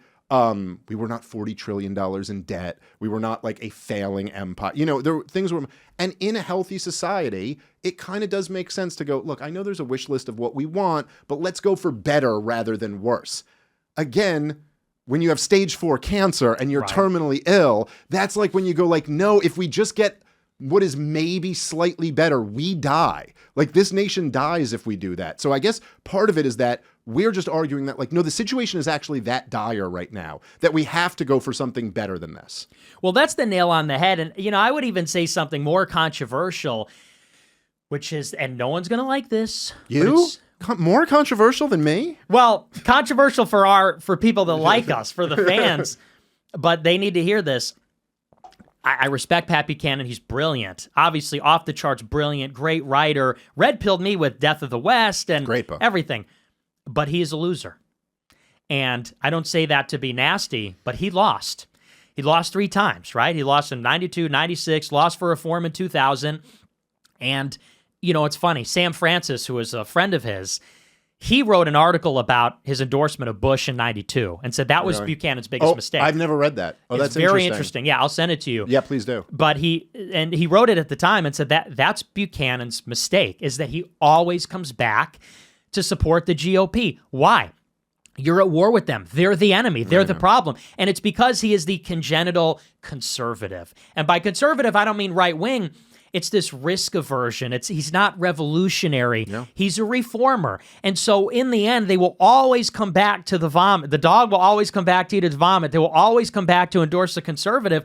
And I think, by the way, that's now why there's this, people are becoming more comfortable with Pat Buchanan because 20 years ago, he was kicked off MSNBC for suicide of a superpower, which he was going to call it the death of Whitey. That was actually the original title. Is that true? Yes. No. Sam Francis says this. So, is that true? So there was a chapter in the book called like The End of White America. It was like close to that. Yes. One of the chapters. Great book, by the way. Suicide of a Superpower. Highly recommend it. But that was going to be the title. And point being is he was super controversial back then. You know, Shapiro called him a Nazi in 2016. He's alt-right, whatever. Now, I feel like people are coming around to his legacy. So some of these heritage Americans, pro-Trump people, they're embracing him. But why? Because he lost. And when you lose, you become inert. You're no longer threatening. And so I love Pat Buchanan. However, Francis also wrote a book called Beautiful Losers about the conservatives, and basically saying that conservatives are so principled, but they lose all the time. Like, we're losing the culture war, we're losing the immigration war, and they would rather lose as the civil, principled, whatever you want to say about them, you know, these kind of like Rockefeller Republicans, and actually get dirty and fight and win. And in the end, is it not the paleocons that were the beautiful losers? Is it not those people that, you know, they kind of went down without a huge, ugly fight? And I think about what is different between Buchanan and Trump. In 2016, when Trump was running in the primary, they said, will you endorse the eventual nominee if you don't get it? And Trump said no. Yeah. He said, I have a lot of leverage. He said, so I'd like to run as the Republican, but if I can't have the nomination, then maybe I'll run independent. And they said, well, Hillary Clinton will surely win. And he said, well, yeah, then elect me as the Republican. Otherwise, I'll tank the whole thing. And to me, that's like, and I told them that actually at the dinner. I said, that is when you were at your apex because you were playing to win. Yeah. That's when I knew you were serious. You weren't just going to say, well, if I win, I win. If I don't, I guess we'll just have Republicans. It's like that burn the boats mentality.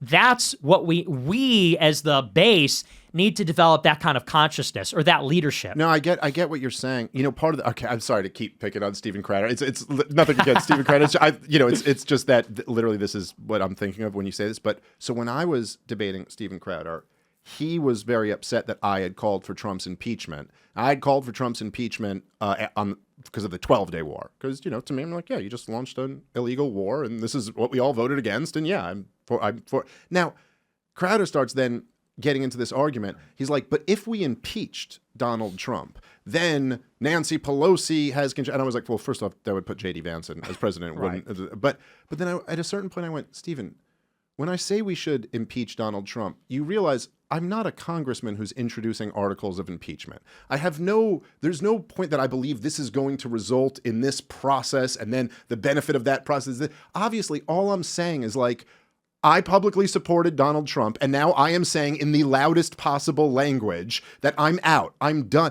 And I do think there's part of my thinking there was along the lines of what you're saying, where it's like, no, look, dude, this only works if there's like a profit and loss system. Right. Like there has to be like, okay, you promise me no new wars, I publicly support you. You launch a new war, I publicly, not just like don't support you, but like, fuck you, die a million deaths, you'll never get my support again. Because otherwise, like, I don't know, there's just got to be some type of incentive for like, if you want to come do this. I don't know, we don't have much, but the one thing we do have is that we can very publicly say, no, Vance, Rubio, none of you are getting this coalition. And therefore, at least there's some political incentive of like, someone want to come pick up this coalition or not. I do agree with you that, or at least I agree, you know, I don't think Patrick Buchanan's a loser, but politically, I get your point. He did lose.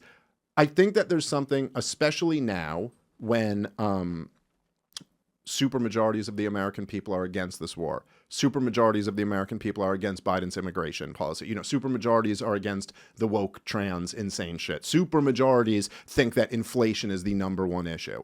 When you have that type of dynamic, we should be playing to win.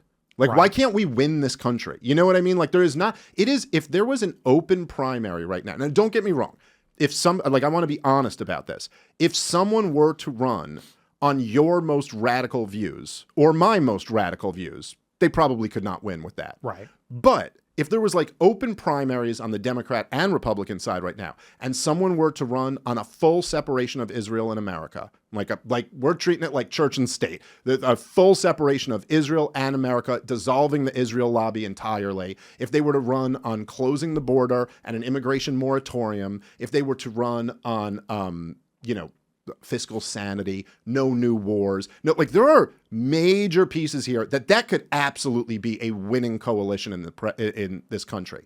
That was not the case when Pat Buchanan was running. That wasn't the case when Ron Paul was running for president. And so like we do live in a new dynamic with new realities. And I agree with you. I think we shouldn't be we shouldn't concede that, well, if it's a little bit better than the Democrats, then we support it. And we shouldn't concede that, like, hey, you go out there and you completely lose, but you were politically noble and you made some good points and that's enough. Because at the end of the day, none of that saves the country. Right. Well, and think about it. What if Buchanan had not endorsed George Bush? He would have lost anyway. And what would have been the lesson in 92? It's like, maybe we should have been more conservative. Maybe in 96, we run somebody that gets the Buchanan brigades. Well, by the way, just to even strengthen your point here, right? Because when he's giving the culture war speech at the RNC in 92, he's already lost. George H.W. Bush goes on to lose to Bill Clinton anyway. Exactly. So the Buchanan brigade did not make the difference, but if he had withheld that, it may have been seen as maybe that would have made the difference. Exactly. That's what I'm saying. It would have been ambiguous. And more to the point, we have to think about those second and third order consequences. People say, well, what if a Democrat wins? Yeah, what if? What you're talking about is moral hazard, which is if there's no consequences for your actions, then they will get away with anything. And I said this to Crowder. It's like, dude, we're in a war with Iran. At what point will you stop supporting Trump? What would he have to do to lose your support? Because if you're willing to tolerate that, you'll tolerate anything. And if you tolerate anything, you will be forced to tolerate anything. That's sort of where we are. And so it's important to now and again, and like I said this to Crowder, like I wouldn't want a Democrat to become the president because I think that's really bad for everybody. But where you can and where it makes sense, you have to impose some kind of a cost. Just so you tell them, like, we will not put up with this, we will not tolerate it. And I always tell people, that's just playing both sides. That's just basic game theory. And by the way, everybody else does it.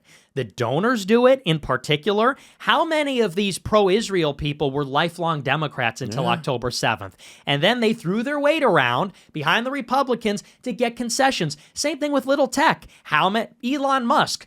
Was he ever a Republican up until a few years ago when he started getting heat from the Biden DOJ and getting all these problems? No. So Tulsi, Bobby, yeah. Exactly. And they will move their money around, whoever is going to help them. The donors do it. By the way, the Israel lobby does it. Ben Shapiro in 2016 said, let Hillary Clinton win. Trump, we can't trust him. He's not a real conservative. So we just need that kind of leadership and kind of like our mojo as the base to say, we need to be in the driver's seat, not people telling us, oh, we'll get him next time. Oh, well, we built, 36 inches of wall or whatever. That's how we got to think going forward. Millions of inches. Yeah. Well, no, I mean, a good example of that I don't know if you saw this, but when Donald Trump first announced the ceasefire with Iran, Mark Levin was out there, like, really counter-signaling him hard. Right. What do you mean, sir? They still have all the enriched uranium. They're still supporting the proxies. This terror regime still stands. So it's not like they won't flip on a dime. So essentially, why shouldn't I do the same thing? And I do got to say, and I'm sure you feel this way too, to some degree at least, right? But there seems like there's kind of a thing where, okay, because of the mix of where technology kind of grew and people's disgust with the regime and the corporate media being exposed for being liars, this whole industry has been revolutionized. And now for the first time, things that are much different than say Pat Buchanan's days or Sam Francis's days are that, I shouldn't say they're, Pat Buchanan's still alive, but I mean, when the days where he was running for president are like, we kind of have a fighting shot in the conversation now. Right. We actually get to get our rebuttal heard as well. So there's still dynamics where there's certain groups, like I think probably you are demonized to a lot of baby boomers and they don't get to hear from you, right? Like they hear about you through someone else, but they may not like actually hear like what you're really saying. But for huge other swaths of an audience, they get to hear your side also. And this is true for me too, and this is true for a lot of us. And broadly speaking, people, let's say, who have been, because me and you represent different worldviews and different principles, but broadly speaking, let's say the people who are critical of Israel or critical of this war or critical of open borders we've gotten to be in the debate. We've gotten to have a chance to have big public debates, to have big public shows, and we have just won. We have won the argument with the American people. Like, there just is no question. Like, who is, if you look at like me and you, and then say throw in like Tucker and Candace and Megan, or just like broadly speaking, the people who are more critical of, say, this move in Iran, versus Lindsey Graham, like, we've won the argument. Which I keep doing these debates, but at this point I almost say like the debate's over. This is just a formality. Right. When I go on Piers Morgan today to debate a Zionist, it's like, I've already won. We know I've won. We know you've like, this side has dominated. This is a pro-Palestinian country at this point. Like, and yet we still lose the policy. And there is something about that that's fucking intolerable. Mm-hmm. Like, no, fuck you. And this is the most little d Democrat I'll ever be in my life. But like, there is something like, hey, no, we had the open debate. We had the marketplace of ideas, and you guys got fucking schooled. So why the fuck should Mark Levin still get, no one thinks Mark Levin got Donald Trump elected, but Tucker Carlson played a major role. So why do we get the policies of him versus him? This is just wrong. And it's not just wrong. It's so intolerable that you're like, I just can't go along with that. It is intolerable, and you realize that there's no relationship between what the public supports and the policies we get, because arguably the country's never been more anti-Israel, and yet the policies have never been more pro-Israel, right? Like, from Harvard and what they're doing to the Department of Ed, to the visas, to obviously what's going on in Israel, there's literally no limit to what they're able to get away with, and you'd never know it if you go on the internet, on the right and the left. You go on Instagram and you're getting like AI translated Hitler speeches and like normies from like Southern universities that are like, he makes some good points. That's the right wing. And the left wing is Hassan Piker, who's like pro-terrorism, straight up pro-Hamas. And you go, so I wonder what the government looks like. Like, we must have some kind of anti-Semitic regime. It's like, nope, we're in a war with Iran. If you criticize Israel, you can't go to the World Cup or enter America. So, and that's where I tell people, what is enough? What's your limit before you say we're out? Because people are still, it's just pure cope. People just saying, no, here's how we could still win. We could get it back on track. They really want to, but they can't. It's like, we just need... It's not even so much people say, what candidate? It's just about rejection. Like, no, I reject this. I reject this. No, this is not good enough. And moreover, and you already said this, but it's true, we are in such a bad situation. The only thing that will fix the country is radical intervention. Otherwise, the country dies. $40 trillion debt, 50 million illegals, demographic change. The country is already dead. It's just dying in slow motion. Oh, yeah. Not even that slow. I mean, yeah. No, yeah, right. I mean, these days, very quickly. But it's like, you're either going to have a radical intervention or you're going to die. Are Vance and Rubio radical? No. Are the Democrats going to be radical? Well, they're part of the problem. The only thing that's going to solve it is if you just get a different option. So for me, it's just like, let's just reshuffle and re-roll until we get something different. And, that's what a lot of Republicans just can't handle. They don't have the imagination for that, I guess. Yeah, I mean, maybe it was, I was never a Republican partisan, so it just was easier for me to kind of come to that conclusion, but I completely agree with you on that. Not that I'm saying the Libertarian Party is the answer or something like that. I don't know, but obviously something else other than this. So I wanted to talk to you about Thomas Massie's election, his primary, which is coming up, I believe, the day after tomorrow. This is a really fascinating. I think the most fascinating House primary election I've ever seen. It's the more money has been spent on this election than any other. This, speaking of intolerable, I mean, this is really like quite an example of it. So Thomas Massie, I mean, I don't have the numbers right in front of me, but he won his previous primaries with like 78%, 85%. It was just, has been a multiple successful winner, political winner, at least in his district in Kentucky.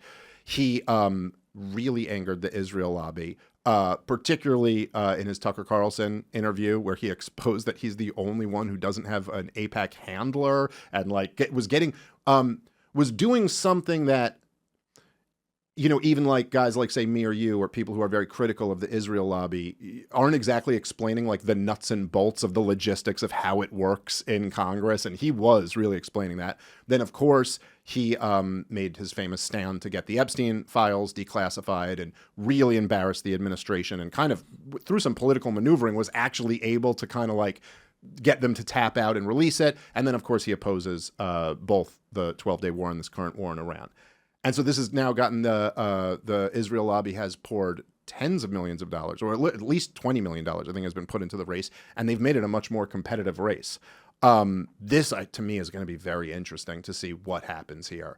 I saw Michael Knowles tweeted the other day when there's this stuff that's going on, which I'm sure you've been seeing, but it's like obvious op stuff. Obvious op. I mean, like literally like 3 days before the election, all of a sudden there's a scandal. All of a sudden there's one woman with no corroborating accounts who says he paid me hush money, not even alleging criminal activity or anything like that. Then the betting markets start like changing. Clearly people are putting money in and influencing this. So Michael Knowles over at the Daily Wire, who I don't dislike Michael Knowles, but his take on this was, he goes, man, if Thomas Massie loses, this just shows the iron grip that Donald Trump has on the Republican Party. Oh, brother. And you're like, dude, I mean, I think it shows the iron grip that the Israel lobby has. If they lose, like, that might be a slightly more accurate take. But then I also go, and I'll be interested, because I think Thomas Massie's going to win. I think it's close, but I think he's going to pull this off. I wonder what Michael Knowles' reaction to that will be. So if it proves that Trump has an iron grip when Massie falls down, what about when Thomas Massie wins and survives $20 million being pumped into his district? What would that suggest? So I'm curious, like, what are your thoughts on Thomas Massie and on this race? Well, I like Thomas Massie. I mean, he is a libertarian. So yeah. Well, so what's wrong with us? I don't agree with him on everything. Sure. But I support him only because he has made himself this kind of rallying point against AIPAC, because, like you said, he took that stand on the interview, and he voted against foreign aid to Israel in 24, among other things. So it's just a no-brainer to support him in the primary, and just in general, because it's symbolic. He is one of the only Republicans that's consistently gone against Israel, and there's no question that's exactly why they're coming for him. And they did this in 24. AIPAC did against Jamal Bowman and Cori Bush and a few other progressive Democrats. They spent $100 million in the 24 cycle, and in particular trying to primary everybody that voted against that foreign aid bill. And I believe it was April of 24 when they greenlit $25 billion for Israel, when they defended themselves against Iran or whatever it was, so they could fight Gaza more. And so that's what they do. They're doing it on the Republican side. And I agree with you. I think he'll win, but it is interesting. That is how they convince themselves that it is in Israel. Like, I've seen the take from Michael Knowles. I've seen many people say this, that what's the real reason Massie is terrible? Well, it's not because he happens to be the one Republican against AIPAC. No. It's because he votes against Trump. He's like not a diligent enough Republican partisan. He's not a loyal member of the conference. And it gets back to even we talked about was frustrating about my debate with Crowder. Like, it's along that same theme. Yeah. It's like, so do you really believe that? Like, I know that's like, you can look at any answer and some of them have explanatory power. Like, it's true that Massie's anti-Republican, but is that plausible? Like, do you think that that's actually true? Obviously not. And Michael Knowles, like, he went to Yale. So you think that this is really about AIPAC spent $20 million to buttress Trump's loyalty? Yeah. Obviously, this is about something else. And, you wonder what's going on with Michael Knowles. Well, he works for Shapiro. That doesn't help. But these are the things they tell themselves about the party. They say the Iran war is about China. They say Massie's about Trump. They say everything is about everything other than what it's actually about. And that's when you want to say, so are you a liar? Are you a fucking liar? Do you see Trump literally after meeting with Xi said, we're going to be sending tons of oil to China? Yeah. We're going to be, tell me this was all Yeah. about starving resources Yeah. to try the levels of cope. But it couldn't be this lobby that's openly lobbied for this for 30 years. Oh, the longest serving prime minister in Israeli history said after we launched the war that this was a culmination of his entire life's work. But let's ignore that, like that probably has nothing to do with it. No, I mean, that's, I think, what frustrated me. There was this one time that J.D. Vance was asked about Thomas Massie, and he basically just said, he goes, look, man, he just keeps voting against us. And at a certain point, like, this is politics, man. If you keep voting against us, we're not going to support you. And I remember hearing that and just going, yeah, okay. Because that just basically backs up everything we've been saying. That's right, it's politics.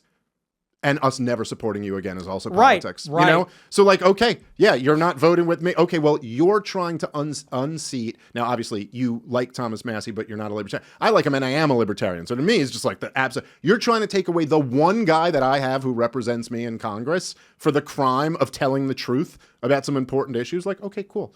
Go fuck yourself, and I'll never support you ever again. I mean, that's politics, right? Anyway, it will just be very interesting. They've really smeared the guy, and of course the millions of dollars that they're pouring in are being used for these ad campaigns. It's all ridiculous shit. I also hate when I'll see this thing like out of conservatives sometimes where they just like they do the same shit the Democrats do after they were just blasting the Democrats for doing that. Right. Like I remember even late great Charlie Kirk. No, disrespect. I liked Charlie and stuff, but I remember I used to see this out of him sometimes. It would really bother me. Where like during Obama, you'd see Obama would brag about the unemployment rate. And then he would go, yeah, but the unemployment rate is bullshit because it doesn't account, my words, not his, he wouldn't have cursed. But he goes, that the unemployment rate doesn't account for people who have given up entirely on looking for work, which is like fair point. And then Donald Trump comes in and he goes, lowest unemployment rate ever. You're like, oh, all of a sudden that number is good. Right. They just do this type of thing. So then they start doing the thing where they go, Thomas Massie voted against border security. And you're like, no, he didn't, dude. He voted against a 3,000-page bill that spent like $3 trillion. You know what I mean? Like, it's like, no, dude. He did. If you ever put that standalone, he would vote for that. That's not the issue. And so there's just like a lot of dirty tricks that I'm like, I just don't like seeing this against like forget even whether you're a libertarian or anything else. Thomas Massie is like one of the few decent guys. He's being honest. Right. He's running on what he believes in. He's voting. His voting track record backs up what he told you he was going to vote when he doesn't go in there. Like to go after and then not just try to unseat him, but to really try to like ruin the guy's life. I really just, I don't know. The way Trump's gone after him and Joe Kent for getting remarried is like, I just find disgusting. Particularly when Donald Trump, in the case of Joe Kent, his wife died in Syria under you. Right. Like, I'm sympathetic to Trump supporters because I think for a long time he was like the only weapon you had. And oh my God, we actually get a fighting shot against this evil regime. And so people forgive a lot of his kind of vulgar, stuff. But you're like, dude, you really are a piece of shit, man. Yeah. Like, you're really a piece of shit. You're the one who fucking cheats all over your wife and fucks porn stars and has had 3 different marriages and shit. This guy, he lost his wife to a suicide bomber in Syria, a war you were supposed to get us out of and didn't. And now you're trashing him for getting married 2 years later. Just so bizarre, man. I don't know. He is. He's wicked. He's a wicked human being. Yeah. And he's really showed his hand. I mean, because you're right. 10 years ago, I think the way people saw it is that the left was so powerful and so evil. It felt like they were unstoppable and nothing could ever change. It was so oppressive and suffocating. I remember it growing up. The political correctness, the liberal media, and it just felt like Republicans were pussies. Like they could never win and they would never fight back. And, guys like Mitt Romney and John McCain, they were complete losers. They're there to lose, essentially. Like that's the point of them, is to lose. It's like wrestling, like to lose and get this guy over while exactly. I lose. Yeah, they were there to basically, it's a fix. They were there to throw. And so you see Trump, and he was what he was, but we said, okay, he's the underdog. He's fighting for us. He's brash. He's a little unconventional, but maybe he can win. And now you kind of see all these years later, I think that maybe his true self just emerged. You realize like he sort of is everything they said that he was, which is he is a liar. It is really all just about vanity and glory and his own, what's the word? Self-aggrandizement. I mean, that's really what it was always about. And even these things like comparing himself to Jesus, talking about killing Persia on Easter. No happy Easter, by the way. Not Christ is risen. We're going to kill a civilization tomorrow. Which is fairly inconsistent with Christ's message, from my understanding. Yeah, it's a little. You know what? It is consistent. It's consistent with the message of Purim, the Jewish holiday. Inconsistent a little bit though with Easter. And so, all right, listen, the Old Testament God was a bit meaner. It's a little more hardcore. Yeah. That's true. Some of the Marcionites have something to say about that. But but yeah, so he's a wicked human being. And like you said, it's such a good point. When it's Thomas Massie, they go, yeah, well, that's politics. Well, that's just how the cookie crumbles. Oh, you're not voting for us in the midterms? Oh my gosh, you're a left-wing Democrat. I can't believe you. And at the end of the day, Charlie Kirk, say what you want, he was on the team. He was with them. Yep. And even with Iran, people say, no, he was coming around. He was about to flip. He was really going to be based. When Trump bombed Iran the first time, Charlie Kirk defended it. And they did the same goalpost thing. When Israel started the war, Charlie said, we shouldn't get involved. We need to stay out of this. It's Israel's thing. When we got involved by shooting down the missiles, he said, well, we shouldn't get involved offensively. Yeah. We can, and then it was, but we shouldn't bomb Iran. Then we bomb Iran. Well, we shouldn't do regime change. Then Trump said on True Social, well, I think we should do a regime change. And then Charlie Kirk said, well, guys, there's a big difference between a bottom-up revolution and a top-down regime change. We support a revolution.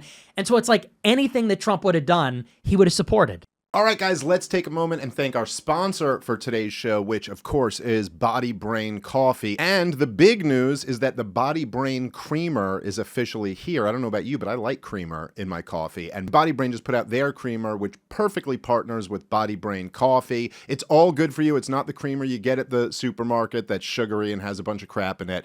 In the spirit of Body Brain, it's all good ingredients that are going to be helpful for you. It's stuff that helps with stress and focus and overall vitality. So it's perfect to pair with Body Brain Coffee, which of course naturally boosts testosterone. This way, it's not like a sports drink or some weird health drink. It's a cup of coffee with some creamer, 1 cup a day. You're going to feel better. I've been drinking this stuff for months now, and I feel great. Go check them out, bodybraincoffee.com. Of course, this is the creation of the great Louis J. Gomez, who convinced me to start Part of the Problem. So if you love this show, make sure you go support them and get yourself a delicious cup of coffee. Naturally boosts testosterone. You're going to feel great. Bodybraincoffee.com. Promo code Dave20 for 20% off your entire order. One more time, that's bodybraincoffee.com. Promo code Dave20 for 20% off. All right, guys, let's take a moment and thank our sponsor for today's show, which is Ridge. I love the Ridge wallet. I've owned the Ridge wallet for many years. I don't know if you're one of those people who has a traditional leather wallet. I used to be that guy for a long time, but you're living in the 1980s or something. You don't need all that.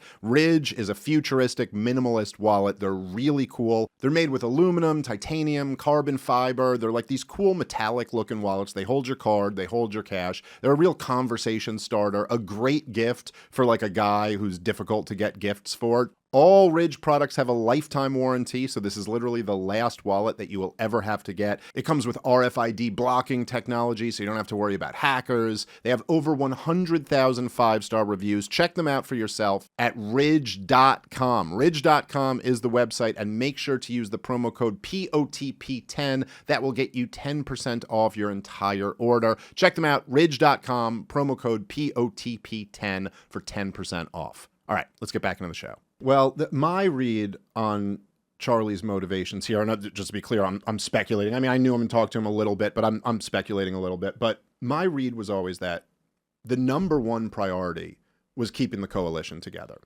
Like, that's what it was about. Right. It's an operation to get Republicans elected, right?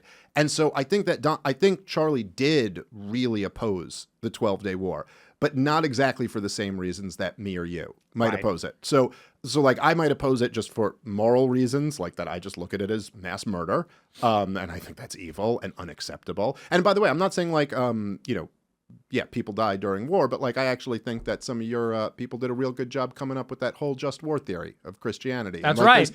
There's been great men who have thought about this and like, okay, people will die in war, but you should at least only fight a war when you absolutely need to, not just like, here's a war of choice. Maybe this will work out. Anyway, So I have big objections for that. We both have big objections because it's done on behalf of a foreign country to the detriment of our country.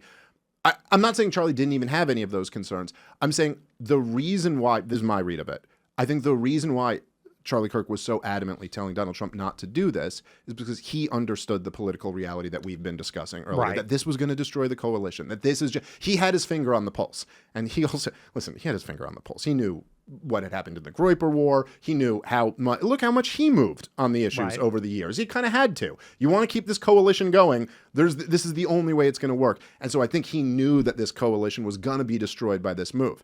But again, if your primary goal is to keep the coalition together, you say, hey, don't do this. Then when he does it, you go, okay, let me explain why that's still not destroying the coalition. Right. Then he does more. You go, okay, no, this is, so like he was opposed to it, but it's a different type of opposition than what me and you are talking about here. Yeah, dude, I mean, look, all we can do at this point is vote for Dan Bilzerian. And that's what'll carry us through. He will save us, yes. Should we, why, you're fighting with Dan Bilzerian publicly. Why are you always picking on Jews? It's like, Nick, it's not that important. You're such an identitarian that you always have. Right, I found that out. Yeah. That was just too hilarious. Like, I just could, like, really dude, good, this is fucking hilarious. Well, it was weird. I mean, I guess we could talk about this a little bit. So, like, I got in a thing with him, I think, like, a day before you and him started getting in a thing. So then I was like, okay, good. You were my human shield. So I could keep my street cred or whatever. But, there's this, so, like, I'm supposed to, I think this is going to happen actually, but I'm supposed to debate Hassan Piker. I was in a back and forth with him where we were talking back and he was saying that I accused him of ducking me. And I was like, I don't think I ever said you were ducking me. And then Dan responded to me and he goes, you've been ducking a good faith conversation with me. And okay, so this is just, I'll do mine first and then you can do yours. But so it is true that a few different people, Jake Shields being one, but a couple different people, Sneako was another one, had tried to connect us before. I knew that Dan Bilzerian was trying to talk to me.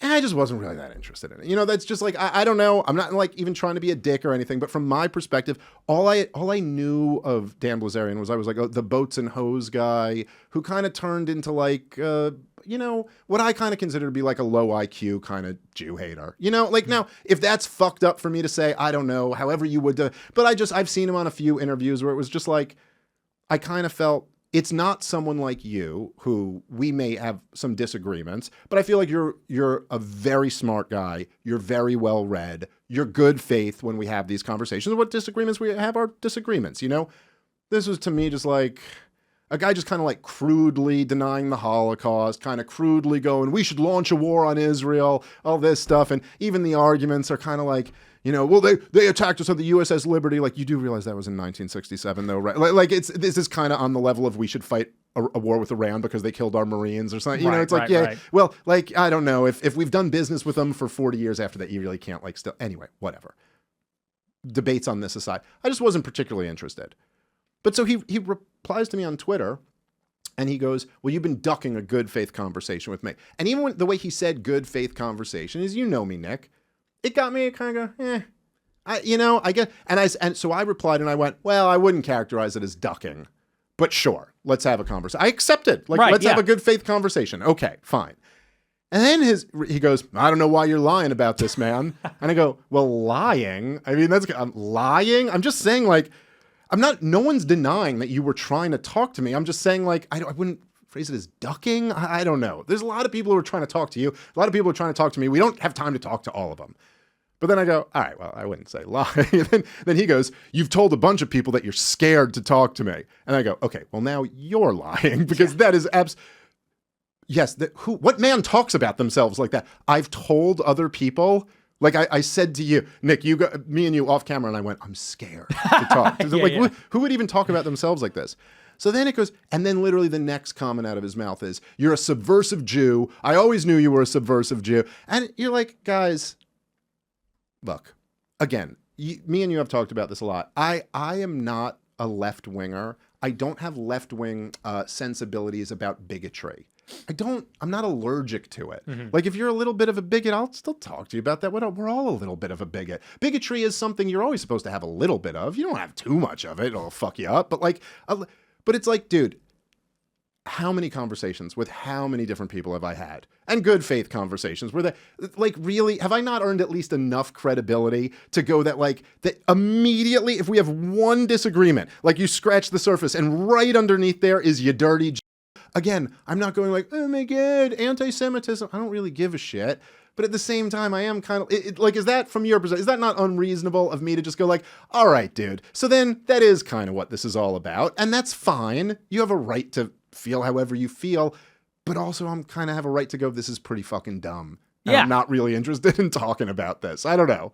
Yeah, no, I totally agree. And that's kind of his whole MO is he's just, he's a piece of work. I mean, he is what he is. This whole, and I saw that exchange. I watched it happen in real time, and you accepted the talk. Okay, so what more do you want now? Yeah. He's going to go, well, I don't know why you're lying about, look, you got what you wanted. You're going to have the talk. So what now?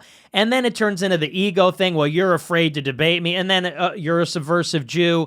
You just go, how is this productive, actually? What's actually your end game? Is the end game to achieve understanding, get on the platform, have the conversation?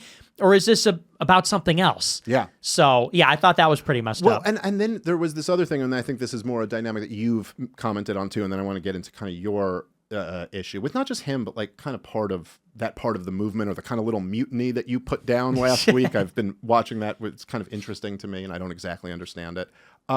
But then he goes, like, after the subversive Jew, that, I'm like, oh no, the boats and hose guy thinks I'm a subversive. Yeah, I'm subverting society. Okay. Like, what do you think that means? Right. Like, anyway. But so then and then he does this, and because I have been around Libertarian Party politics for some years, I'm not as involved now, but I was very involved at a time. I've come across this but he goes, well, you just sit there podcasting. I'm actually doing something. And you're like, wait, what? Like, okay. Like, so wait, you're doing something? What are you doing? Right. You're primarying one of the absolute worst, most grotesque, just utterly disgusting members of Congress in a district that you have absolutely no shot of winning. Like you're talking about there's a reason why he's the guy who won that district, right? Right. What does the voting demographic? Okay, yes, it's old boomers and a lot of Jewish boomers. Okay. Dan Bilzerian, who doesn't even live in the district, because you lived there as a kid or something like that. You're not doing. But this was a thing I found all the time in the Libertarian Party, where there'd be some guy who's running for something who's like, we're on track to get 3%, and the last LP guy only got 2.5%. But they'd still have this attitude of like, I'm actually doing something. Right. What are you doing? Just talking into an audience? And you're like, I don't know. I'm reaching more people with your message than you could ever hope to reach. And so like, yeah, I think it is actually doing something. And I don't like, what is this like air of superiority that just running a losing campaign is somehow really contributing? This is really getting out there. This is preposterous. Yeah, well, it was a group of them that said that to me. They did this whole conference the week before him and I fell out called America First United, and the whole premise of it is we're out here doing something. We're running for office. We're holding a conference, and I want to say, okay, so you're running a shitty conference with production issues that makes us all look like idiots, and you're losing primaries. I'm like, please stop. Like, you're doing like, something. Stop doing what you're doing, because it's a waste of time and money, and it's actually hurting us. Like, it's a liability. But you know what it is? It's like a lot of these people, if we're gonna act like they're in good faith, let's presuppose they are. Sure. A lot of these people get into the movement and they act like they're the first people that ever got red-pilled. Okay, now the reinforcements have arrived. All right, what are we doing to defeat the Israel lobby? What are we doing? Seems like we're not making a lot of progress. Guess I got to take matters into my own hands and run for office. And you want to say, okay, do you know anything about politics? Are you going to win? Are you going to, and I talked to Dan about that. And I talked to Aaron Baker, who's running in the same district. He talked to their campaign manager.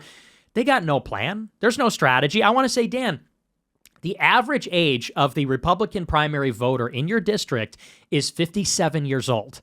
Trump carried that district by 30 points. You're running as an anti-Trump, exterminate Israel candidate from Las Vegas. You don't even live in the state, and you have no money, and the primary's in 3 months. What's the pathway to victory there? And, what they say is like, well, I don't know. We're just going to go in and we're just going to win. I'm like, see, That's the difference. It's like haste and energy, enthusiasm, whatever, fanaticism is no substitute for, what's actually doing something? Raising money, learning how politics works, doing the hard work.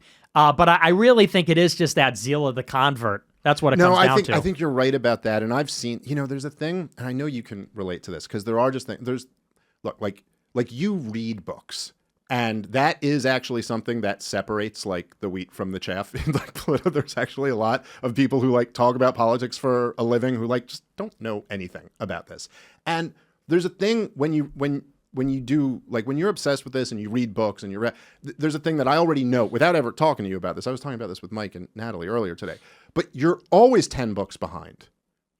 There's always a stack of books that like I should have read all of this and I haven't. Right. You know what I mean? And authors that are like great authors that I know I want to read their book, but goddamn, I just got to read this other thing and then I got to read the news all day and there's this thing that happens. My buddy Louis J. Gomez, hilarious comedian, and he has a bit about this in his acts, really, really funny. But he was always like a big tough guy, like my whole life. He was always like the guy, like if someone says like, why don't we go outside and see who the fuck's up now? And then he started learning how to fight. He started like taking jiu-jitsu and boxing and he was like, I am so much less confident in my ability to fight now that I actually know how to fight. Because as you know how to fight, you also learn how many people know how to fight better than you. And you become a blue belt and then you realize every purple belt can kick my ass. And then if you're in some confrontation with a guy at a bar, you'd be like, I really hope he's not a purple belt because this guy might fuck me up. But anyway, likewise, there's this thing where like the more you learn, the more you're aware of how little you actually know. Right. You read one book on a subject and you feel like you know the whole subject. I just read 300 pages on a subject. Then you read 10 books on it and you're like, oh, fuck, I don't know anything about this. So you're constantly in this world where you're like, fuck me, man, I don't know anything. Sometimes I reread a book that I read once and then I forget shit that's in it. And I'm like, God damn, I don't even know what I know. Forget all the shit I don't know. And then someone comes by who's read no books and they go, you don't know what you're talking about. And you're like, motherfucker, I know I don't know what I'm talking about, but you really don't know what you're talking about. And dude, I got a lot of it when I was in the Dan Bilzerian thing where you see it's people who were red pilled this year lecturing me about how you're just unwilling to have conversations about the JQ. Like, motherfucker, I have taken no end of shit over the years for being super willing to have these conversations. You don't know what you're talking about, And so I do think that's a lot of it, is that it's just like, look, I understand there's this rush for everyone. You learn something, it's like this new power. I got information. I want to go tell it to everyone. But there is a bit of a responsibility to like actually do your fucking homework. Like this isn't that easy. You got to work at this. And a lot of them, it just seems to me, are like, really operating on like the most base framework of like, it's about the Jews and you won't admit it's about the Jews. And you're like, listen, dude, I remember there was one, I saw a show you did after our last podcast. And I had said at one point there on the last show that I was like, I've never completely been convinced on the JFK or the 9/11 conspiracy. Like, I've read enough to like ask some questions.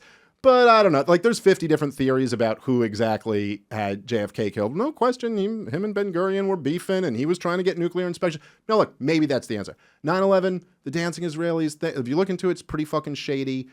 High-level Saudi involvement. Anyway, I'm just not completely convinced. Maybe it is Israel, but I'm not convinced. And then someone was saying to you, like one of your super chats, was like, he's clearly controlled opposition because, look, he doesn't believe this, and obviously that's his role. And you went, either that or it's a difference of opinion. Like, that's also possible, too. Right. And so you just have a lot of this kind of low-order thinking.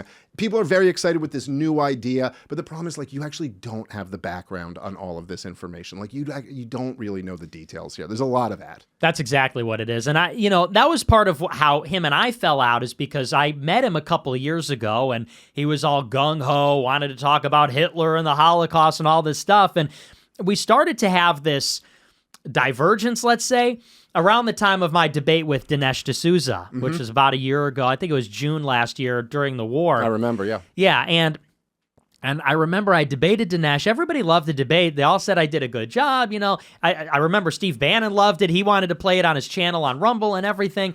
And Dan texted me and said, well, it's all just about fucking Israel. Israel's the one that caused the war. You should have just said that. I'm like, well, I did say that. I said, however, the argument that people are making is that Iran is this like nuclear breakout state and blah. I said, so in order to convince people about this, we have to sort of address that. We have to deal with that intellectually. Yeah. He's like, well, it's just fucking Israel. Like, And it's like, okay.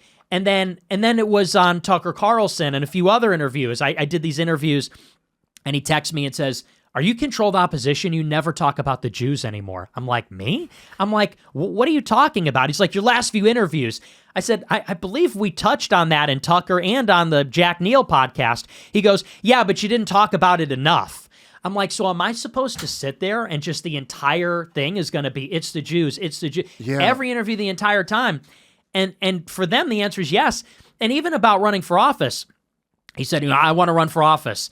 I said, oh yeah, what are you thinking? I want to run for governor. I'm like, what are you going to do about Israel from the governor's mansion? I said, that's a statewide office. That doesn't deal with foreign policy. I said, you should run for a federal office because that's where you deal with those things. Well, I don't know. I just think it's like a good platform, blah, blah. And I would always tell him, whenever we get in a fight, I would say, you know what, Dan? Call me when you're ready to get serious. I said, because you don't know what you're talking about. You're not even interested in knowing what you're talking about. You just want to go on Twitter and tweet the same thing every day. And even when he'd call me on the phone, he was always giving me the speech about how the Jews did 9/11 and JF. I'm like, Dan, I know. I red-pilled you. I red-pilled a lot of people. Like, you're preaching to the choir, man. What are we doing here? So, yeah, it's a very frustrating phenomenon, this red-pilled yesterday thing. Well, it's and yeah, look, I mean, look, I feel like even when me and you have these discussions, sometimes I feel like we're talking past each other, and sometimes there'll be. I've felt that way a couple times when you've like responded to things in our ceasefire, in our loosely held, and our ceasefire has held for the years. It was tested a few times where I feel like we're talking past each other. But like with these guys, I'm just like, what are you even saying? They're like, it's no, you keep saying it's Israel lobby, it's the Jews. He said at one point to me, he goes, I think it was him, maybe it was someone else. But they go, now see, you blame the government of Israel and the Israel lobby, but you don't blame the real culprit, which is Jewish supremacy. And I thought, okay, so like when someone says, oh, it's Israel, no, it's the Jews. It's just like, well, what do we mean? Like, what exactly are we saying here? And when you say it's Jewish supremacy, I mean, I go, look, Jewish supremacy is certainly a thing. There's really no denying. Go listen to some interviews with some settlers in the West Bank and like, yeah, okay. So like, there's no question that's real. You look at some of the Epstein emails, you could see he certainly had it. That is a real thing. I'm not denying that at all. Now, every group has some supremacy in it. And then there's kind of like light, I don't know. This is what I kind of meant about like bigotry being a spectrum, and you always have a little bit of it. There's always someone who's just like, my grandma makes the best meatloaf in all of the town or whatever. And obviously, just with any religious view, there's always like a tinge of supremacy to a view because like if you're a Christian, then you kind of inherently believe that you have it right and other people have it wrong and that they're kind of going to face some consequences for having it wrong. And so like, but there's also like, you could have a healthy amount of it where you're not looking at other people like they're animals or like they don't have. Now, when it gets to a level like a settler on the West Bank who's going, no, these are animals. And the idea of discussing Palestinians having rights is like if someone were to tell me or you that like this rabbit has rights, like, what are you talking about? This is like ridiculous. Okay, that's a really big problem. However, to say it's not about Israel or the Israel lobby, it's about Jewish supremacy, feels a lot to me like a like kind of a left winger like going like, well, no, the problem isn't any of these policies, it's racism. And you're like, yeah, but now you're kind of just fighting like a ghost. Like, like how about it's about the policy? Like if we were alive in 1845, we should be against slavery, not against white supremacy or whatever. Like, who cares what thought someone has in their mind? In the same sense, like, who cares if Dan Bilzerian just doesn't like Jews? Like, whatever, that's your right to have that. But I do think, and tell me if you think I'm wrong about this, I do think that level of Jewish supremacy, like that I've seen out of settlers in the West Bank, that you read in the Epstein files, this is something that I've never encountered amongst Jews, like in my life. Like the average Jew that I knew in Brooklyn or whatever growing up, like maybe you would have like a little bit of a tinge of like some pride that Jews did this and Jews did that, but never a like, oh, and this person who's not a Jew is not human, that they are like I don't know. So I actually don't really think that's the main problem. And then also, as we talked about last time, I mean, look, there's obviously there's lots of Jews who are atheists, who are involved in all of this. And there's lots of at least self-identifying Christians who are involved in this too. And it's not because they believe in Jewish supremacy. It's because they believe in a whole lot of other things that we would disagree with. But does that make sense? Yeah, no, I agree. And what I would say, because I always disagreed with him, he would always say, the fucking problem's Jewish supremacy. And like, they can't even find the words for it. They can't even find like the right... Conceptually, they don't fully understand it. And so he would always go back to, if you watch any interview, it's the same speech. Well, in their fucking Talmud, it says that, fucking blah, blah, blah. And that's why Israel wants to kill everybody and whatever. And it's like, yeah, I know that article that you're talking about. And I kind of know the premise. And I would say that, what makes Judaism different is that, one, it's an ethno-religion, because it is based on that maternal lineage. So that's one aspect of it. And the other aspect of it is that it's not universal, it's exclusionary. So Christianity and Islam will both say, if you're a Muslim, all you have to do is say the Shahada, which is, God's the only God, Muhammad's his prophet, you're a Muslim. If you're a Christian, it's baptism, Eucharist, whatever, your sect is. It's one of the sacraments, or it's the baptism, or it's even saying Christ is my Lord and Savior, I'm saved forever. So they're universal, and they're not ethnic. So anybody could be Christian, anybody could be Muslim. Jews, however, have that ethnicity, and there's no conversion.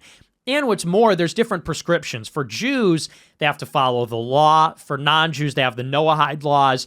And the non-Jews don't have the same expectations because Jews don't believe they're capable of agency. Like the religious Jews don't think they really have culpability in the same way, but to your point, not every Jew's religious. And even the religious Zion, or rather, the early Zionists were not religious Zionists. They were secular Zionists, which is a very important distinction. And so what I would say is the religion is a very important part of Jewish nationalism, Jewish culture, Jewish identity. Even, for example... Well, that's why even the secular ones used it. Right? Exactly. Like, Well, and Leo Strauss is a perfect example. Strauss was a follower of Baruch Spinoza, who said, the Old Testament's all fake. But Strauss said that, like, in Israel, they should teach the Old Testament because that's, like, who we are. There's, like, this deep contradiction that at once he was a secular humanist, but also he really believed in the importance of, like, Jewish tradition and sort of saying that you believe it even if you don't really.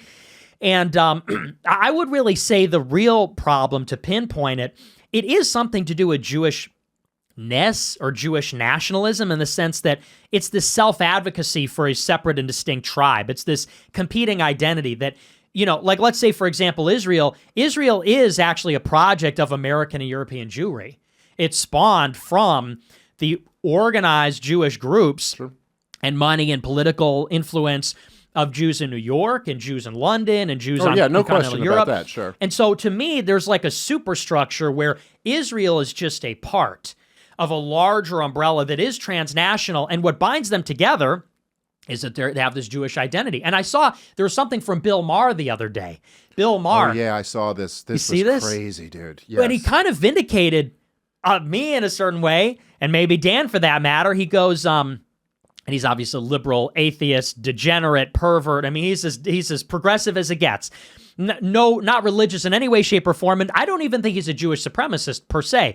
However, he says, Hassan Piker, Nick Fuentes, they're all crazy. Dan Bilzerian's an exterminationist. Tucker and Canis, Nick Fuentes, they're terrible. He goes, the professors at Harvard, they say things that would make Hamas blush. He said, and Israel exists because anti-Semitism will always be around. And you sort of see how, like, there's a self-reinforcing thing where, like, Jews feel like they're under attack, so then they become more insular and more tribal. That's why we need Israel.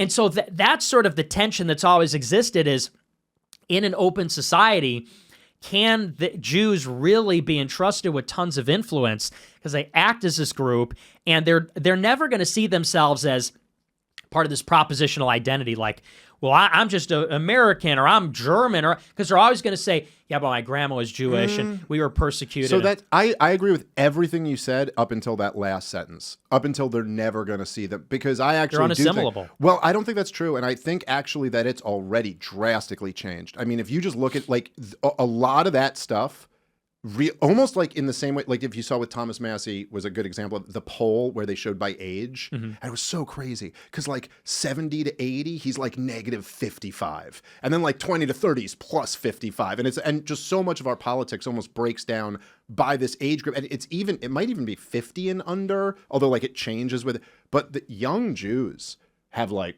totally rejected almost all of this shit. And in the same way as young people around the country have rejected Israel over Gaza and their influence on the U.S. government. I mean, dude, Mamdani won here. That's true. He took like 40% of the Jewish vote. Like for the, I don't know, I know we talked about this last time. I know on the war in Iraq, that Jews were one of the leading demographics against it, but that's not really the thing you're talking about here. But I'll say the kind of, the connection to the Holocaust, which is just in general kind of true, just gets more and more distant with the years. And there is a huge, huge gap between like even my parents' generation and my generation and how like kind of emotionally attached to that trauma they are. And then of course from that trauma comes all of the, kind of propaganda that's built on like, that's why we need Israel. And that's why the lesson forever is World War II, no matter what. So I disagree with that. I do think there's like where I guess I would agree with you is that I do think, and I think I call this out pretty regularly on my show and on other very big platforms, that you can't do that, Jews. Like that's kind of my message to you. You can't be 2% of the population and have like hostility against the majority of the population. You can't like have this game where it's like, hey, we got to all like let down our tribalism, but I'm going to keep my tribalism. And so I agree with you on that. And there is a degree of that.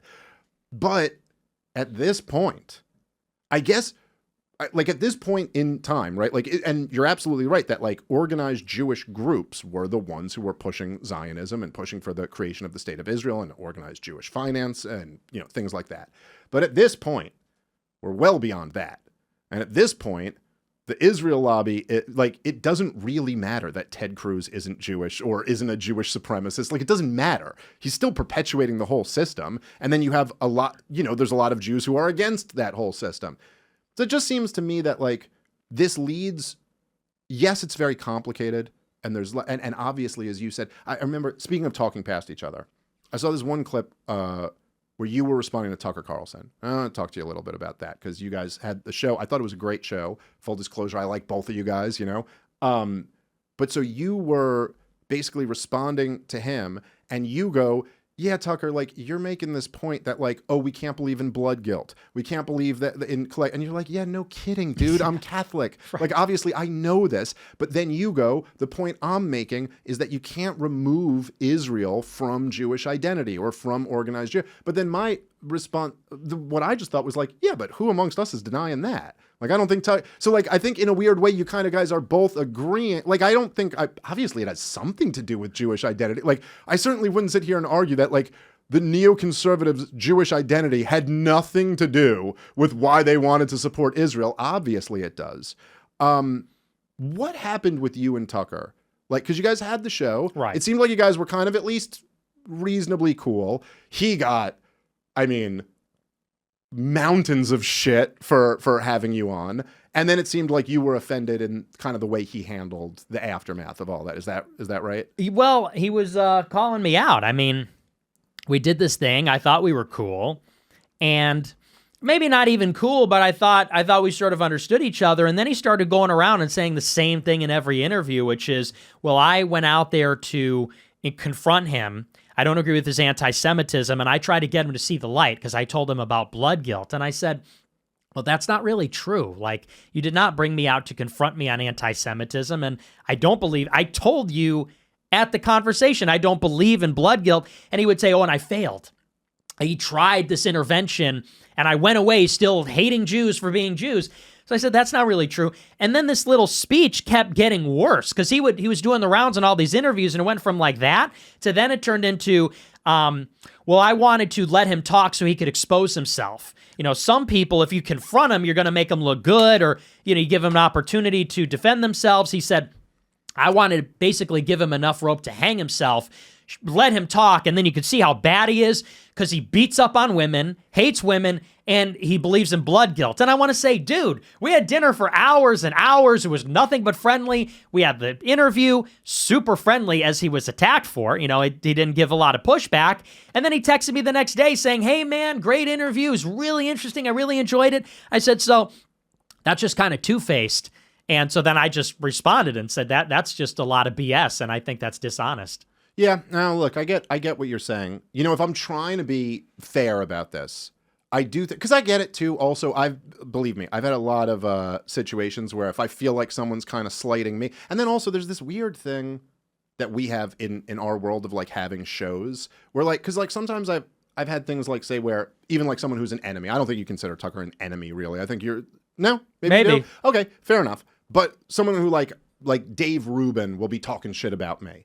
And then I'm like, well, now I got to talk shit back about you because that's the way this game works. It's like you're saying this publicly. It does feel sometimes when you're in that position where you're like, hey, you're kind of like weaponizing an audience against me now. And my only tool in my toolkit is to do the same thing and try to send them after you. I guess I would say that maybe this is where I think you were being a little bit unfair. But tell me what you think. I saw that you were upset that he referred to you as an anti-Semite after the interview. But I've also seen you refer to yourself as an anti-Semite. And so I guess sometimes there's like a little bit of a thing where, you know, even like whenever I say Dan Bilzerian, I go, look, this Jew hate thing is like blah, blah, blah. And then they'll go, what are you supposed to mean Jew hate thing? I'm like, well, what's the term? Like I thought that's what you said it was. Does that make sense to you? So I think I would say this. Tucker is I'm a different generation than you. Mm-hmm. And you can tell that influences the way we see the world. Like what generation you're born in really does, you know, have it. And there's things that are like blind spots for me that you can see. And there's things that maybe are blind spots for you that I can see because we just kind of have different perspectives. Tucker's a generation older than me. By definition, we're kind of playing different games. And I think that like for someone like Tucker, when he's getting in this mountain of, you know, like shit for having you on, when he says that, at least the way I took it, he was going like, look, I just want to delineate like what I believe in compared to like, does that make sense? That it's like, if you kind of already, now look, the thing that makes it tricky with you, and I think I've come to understand you better over the years, is that, look, there's a lot of sarcasm in what you do. There's a lot of humor in what you do. Mm-hmm. There's a lot of like, even when I saw you clarify the statement of why you said, I love Stalin. And once you clarify it, you're like, that's not even anything controversial about what you're saying. But you did say it in the most provocative, controversial way, right? Like, so you say, right. And you kind of like to do that. I don't think there's anything wrong with that, but you like to do that. You kind of get a kick out of being like, I'm going to provoke. And part of the business we're in here is that we're doing shows. We're entertaining people. So that's also part of it.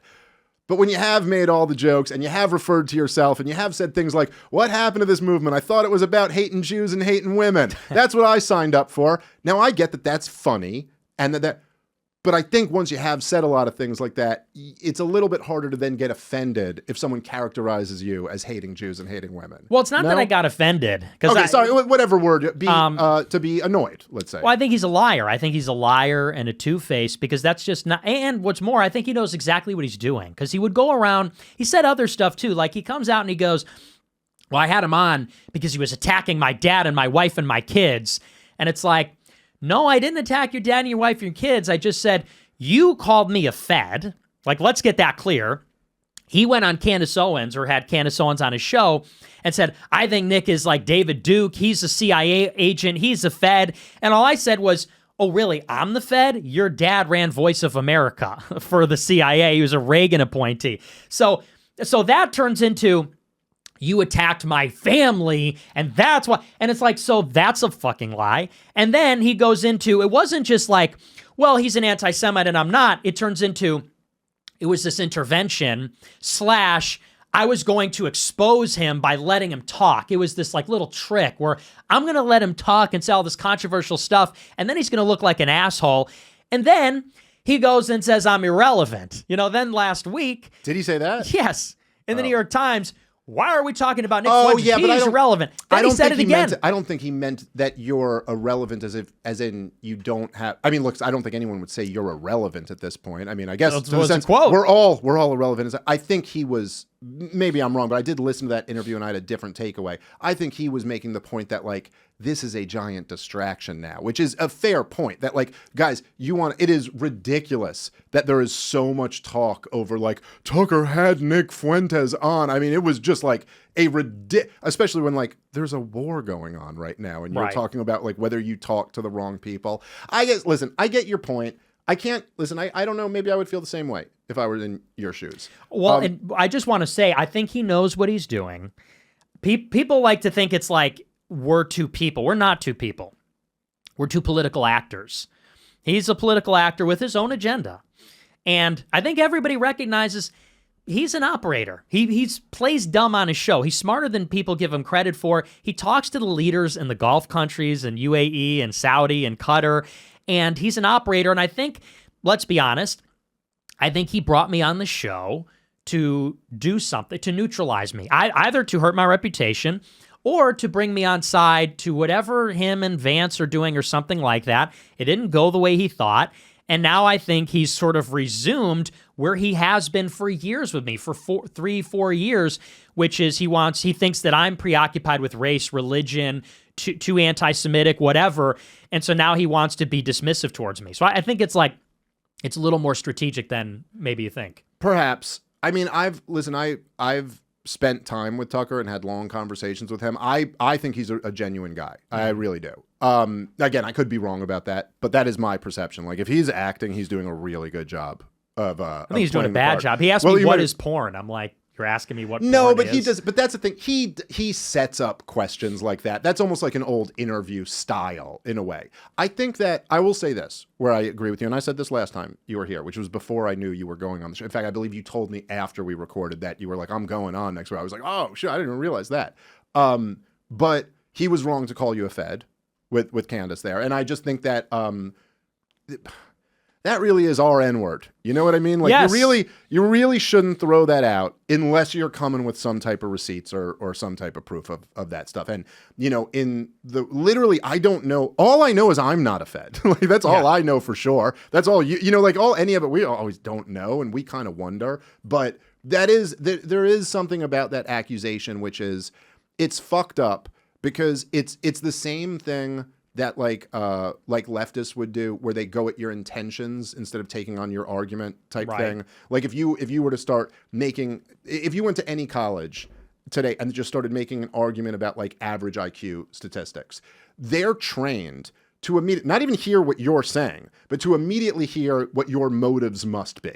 The only reason you could be saying this is because you are secretly some type of Nazi who wants to do, you know what I mean? And so like there's the point of the accusation of bigotry is to get people to dismiss you without hearing what you have to say. Right. I think it's also whether it's the intention or not, that's what accusing someone of being a Fed does too. And so I don't think people should make those accusations unless you've got some reason for making them or so, no, this is why I really think. Now, Tucker obviously was a figure of the establishment. And yes, his father was in the government and all of that, no question. And yes, he goes and meets with leaders around the world, but also, he's been the #1 rated cable news show for many years and now one of the biggest podcasters, debatably the biggest kind of conservative voice in the country. That doesn't really seem to be evidence of anything to me. Like, maybe they would. I'm sure they would like to meet with anybody on that level who was advocating against a U.S. war or something like that. No? Am I being hopelessly naive? Well, I would say it's a pretty big story with Tucker. The dad was at Voice of America. His Tucker's nephew works for Palantir. The son works for Vance. And I don't think anymore. No, not as of a couple months ago. Yeah. Tucker got $15 million for TCN from 1789 Capital, which is... is that true? Is that real? Yes, from Omid Malik, and Chris Buskirk, who's a Teal guy. That was like Teal's main guy, which is an offshoot of Rockbridge Network, which is a Vance project. And Tucker said he consults Peter Thiel before every major life decision. He's tight with Joe Kent, who's a CIA officer. Everywhere you look, and listen, I'm not trying to say he's a Fed. I'm just saying he's something more than he lets on. He's more of an operator. In other words, let's just say he's not just some dude fly fishing with his fucking dogs in Maine, hanging out with this checkered shirt. Well, he does do that too. Sure, he does it, but like he makes it out like he's just one of us. And some kid at the Turning Point thing said, your net worth is $50 million. Like, what are you talking about? And he's like, don't believe everything you read on the internet. It's like, sorry, your net worth is $20 million. Like, it's a difference without a distinction. So I think there's something going on there. And I will add to that, you say about the Fed thing. Yeah, it is like, it's bad faith and it's dismissive and it's aimed at your credibility. It's like, don't listen to this person. But he also came back in the New York Times piece and said, kind of the same thing he said to Megyn Kelly also, which is Nick Fuentes is a useful tool of the regime. Why? He said because there's a right and left consensus that the economic and foreign policy of the elites is not working. He said, and the only thing that matters is economics. Those are going to be the most impactful, resonant issues in the future among the younger generations. He said, more so than immigration, race, or religion. He said, so someone like Nick Fuentes is a convenient diversion because if everybody's talking about him and his ideas, which are race, religion, demographics, whatever, he said, then no one's going to talk about why investments are taxed less than labor. You know, why the capital gains tax is lower and more easy to manipulate than the tax for like a W-2 person on income. And it's so this is like an actual ideological political divide where he really believes that if only the white identitarians would get out of the way, if only the so-called real anti-Semites would get out of the way, then the sort of like left-leaning economic populists like Tucker and Anna Kasparian and Cenk Uygur and, you know, all these people could get together and we could elect some kind of like populist ticket or something. And so there's something very specific he's saying. It's very precise. And I think it lines up with he is 100% behind the political trajectory of Vance. They're asking about Vance, and he goes, they say, when's the last time you talked to him? I don't know. Days, weeks, months? I have no idea. Why'd your son get fired? I don't know. Ask him. Really? You don't know? I don't know. And it's not cool that you're asking me that. People are out to get J.D. Vance. Really? Who? I have no idea. Like, and moreover, he said, I'm not going to answer these questions because I don't want to hurt JD. And, you know, my interview with Nick is going to hurt him, blah, blah, blah. He's 100% behind Vance. And I think that Vance, going to NatCon, being a part of that thing, he represents this kind of like left economic populism, populist nationalism thing that he thinks I'm in the way of, which is convenient because I'm against JD Vance as well in particular. So to me, that it's like there's a real battle going on. It's not a misunderstanding. Well, I'll say this without, you know, like I don't like to give away private conversations, but I'm not saying anything Tucker said. I'm just saying what I said. But I was very clear with him the last time we hung out that I was like, well, I go, and I maybe said this partly because I wanted to kind of see his reaction to it, but I was like, well, the JD project is over. You know, and I went, no, there's no way. I mean, come on, none of us can support him now, and it doesn't even matter if you wanted to because he can't win. It's over. And he didn't bat an eye at it. It didn't seem like it was like a problem for him. Now, again, that doesn't really prove anything because maybe that's still his plan for down the road, and he's like, okay, well, that's the issue right now. So I will say this, yeah.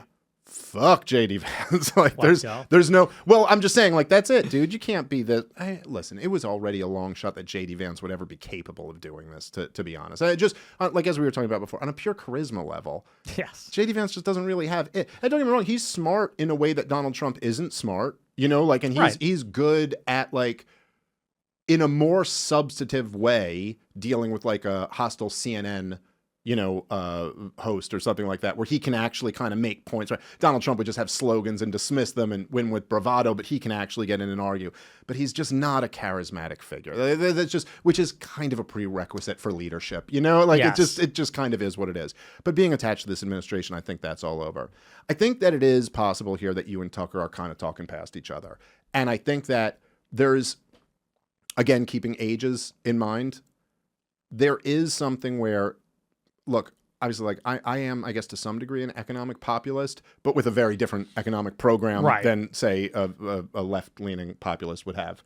I think that there is a point, a real point to be made, that the regime doesn't like focusing on economic realities. And that really is at the heart of a lot of what the problem is in America. Now, those economic realities are a reality because of other problems, so it's complicated. But, you know, like the fact that the average first-time home buyer is 40 is death to a nation. Like that's, if you have that, then me and you talking about social conservatism is just a fucking exercise in futility. It doesn't matter, dude. If 25-year-old guys can't afford to get a house, you know, like you have to be you in order to afford to get a fucking house at 25. Maybe not at 25, but now you could, whatever. I don't know when you were allowed to make money again. But I'm just saying, like, so I do think that, like, I understand the perspective of thinking that, like, look, these kind of like racialist issues and culture war issues and all of these things, they do distract from the fact that the entire economy is rigged on behalf of the powerful and is absolutely just devastating young people. And I do think that I think you speak to a lot of that. I think that's part of the reason why in this time a voice like yours is so popular and powerful, is because, like, yeah, like a lot of the people you're talking to, and I think you're talking to older people as well at this point, but a lot of the people you're talking to are the ones who are dealing with this economic reality. And so I get his point from his perspective, perhaps thinking that, like, yeah, talking about like race and stuff like this is a distraction. I also think that there's a desire that I also share. This might be part of my generation too, but there's a desire that I have. And of course I'm Jewish, so it's hard to ever be the one. Now, I'm not going to be the one who will ever convince people of this. So I accept that. But there's a desire to be like, hey, dude, you can really oppose Israel. You can really oppose all these wars. You can really oppose all this shit without getting into some ugly shit where it's just like directed at people. Right. And I understand that that's not what you're saying. Like, you're not saying like this. In fact, I've heard you, without being asked, just say on your show that I'm not saying it's all Jews. And I'm not saying there's anything like, and you shouldn't be, I don't know, you shouldn't be shitty to any person because of an immutable characteristic. And you've made very clear that everyone should be protected under the law and things like that. But there is an energy to your movement that I think it just, you know, like you talk about low IQ anti-Semitism. Mm-hmm. That's not unique to you or your audience. All of us have our low IQ portion of our audience. There are low IQ libertarians, believe me. I've met them. I've called a lot of them out. There's low IQ Democrats. Most of them are low IQ Democrat, low IQ Republicans, all of this. But there is something about, and I'm not blaming you for this, but there's something about the low IQ anti-Semitism that's a bit more dangerous than the low IQ libertarianism. You know what I'm saying? Like, it's not just going to be someone making goofy arguments about whatever. It's, you get into this thing where it does seem like the energy is being built and it is against a group of people rather than like a group of powerful people. Does that make sense? Well, I mean, I would say that we fight me and the Groypers are very much not low IQ anti-Semites. I think that's true, but by and large. Yeah, I think because, that's true, yeah. And even with this schism in the past couple weeks, I mean, I don't know that any of my supporters went with Dan Bilzerian and Jake Shields. Like, you know, for example, Dan said on Sneako stream, we're going to exterminate Israel. That's something I would never say. Yeah, and that's something that my followers, I don't think, would ever say. And if they believe in that, then they could go and support him. But I will say that it is a clash of civilizations. I do believe that on a fundamental level, it isn't just about a power disparity like this kind of Marxian lens. It really is about identity. And, you know, for example, you got guys like Shabbos Kestenbaum. He's not powerful. He's that kid that's suing Harvard, that Jewish kid who spoke at the RNC. It's like there's a lot of these guys that... I know who you're talking about. Right, yeah. And I would say even further, like, as long as there's that element in the coalition, there's always going to be this expectation that we're paying lip service to that. There's always this expectation. To me, it's kind of like an all or nothing proposition. Is it America first or is it not? And in any case, I don't know that it's even, I don't know what the danger is. I haven't seen any Groypers go out and do anything. No, I guess, listen, I'm not trying to, overall, I think the Groypers have been very fair to me over the years. You know what I mean? And so like my feeling about, generally speaking, is like, yeah, generally like they're cool. I mean, the Groypers are a huge group at this point, so it's impossible to like completely characterize, all of them. I guess it would just be like, well, I know I saw, listen, I don't know. I just don't understand. Again, this is my age. Like, there's some things where I feel like someone like you, I kind of like, okay, I'm kind of interested in you. I recognize that you're important and you're smart. And I'm kind of like, okay, let me kind of figure, out where you're coming from. But then like, I see guys like, okay, I can't remember his name. But the guy who, the looks maxing Clavicular? yeah, I'm like I don't understand how this is real. Like I just can't even wrap my head around like this actually exists. It's not made by AI. You're telling me this is and then but okay, so leaving that aside, that was kind of not the point. But who's the guy the builder? Bob the Builder? Chud the Builder. I'm sorry, I'm fucking real. I swear to God, I'm not like acting like I don't know. I'm sorry. I'm old and I don't understand this shit. But that was one, and I did see your take on this, which I very much appreciated. This was one of the things that I really gave you a lot of praise after Charlie Kirk died. And you really had this very serious message on your show where you were like, hey, dude, like if any of you out there are thinking that like, oh, I'll go do something violent, I totally reject you. I denounce you. Like I thought it was really important to have like a guy who's a radical, politically speaking, like being like, hey guys, like, no, we're not going down this path. And I did appreciate that you also kind of called this out. I think these are things. Listen, I give you credit for this because I think it's an integrity move. I think sometimes it goes against your incentives. Like it'd be easier for you to just not have to deal with that and go, yeah, fuck you. It's free speech, bro. Right. If you want to go call black people the N-word to their face, that's your God-given right or something. Now, I'm not even commenting on the actual criminal case because my understanding of this is that it wasn't when he was doing a video. It was like some other time and he didn't actually provoke this guy. I don't know. We'll see. But there is, I don't know, there's something worrying.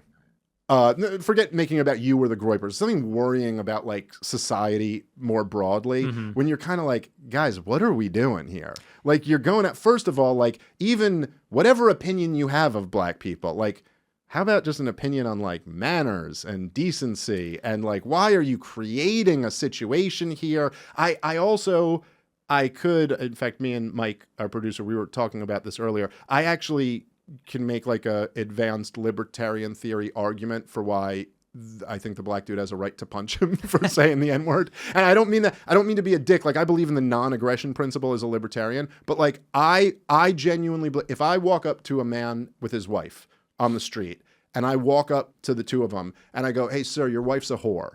I believe that I have consented to a fist fight with that guy. Like in the same sense that if you go to a restaurant and eat the food, you've made an implicit contract that you have to pay them now for this food, right? Like in the same sense, I do kind of look at, like, I don't think you're a free speech warrior. If you're going, oh, are you going to ape out? Are you going to chimp out on me? You're kind of calling this dude an animal to his face in front of an audience.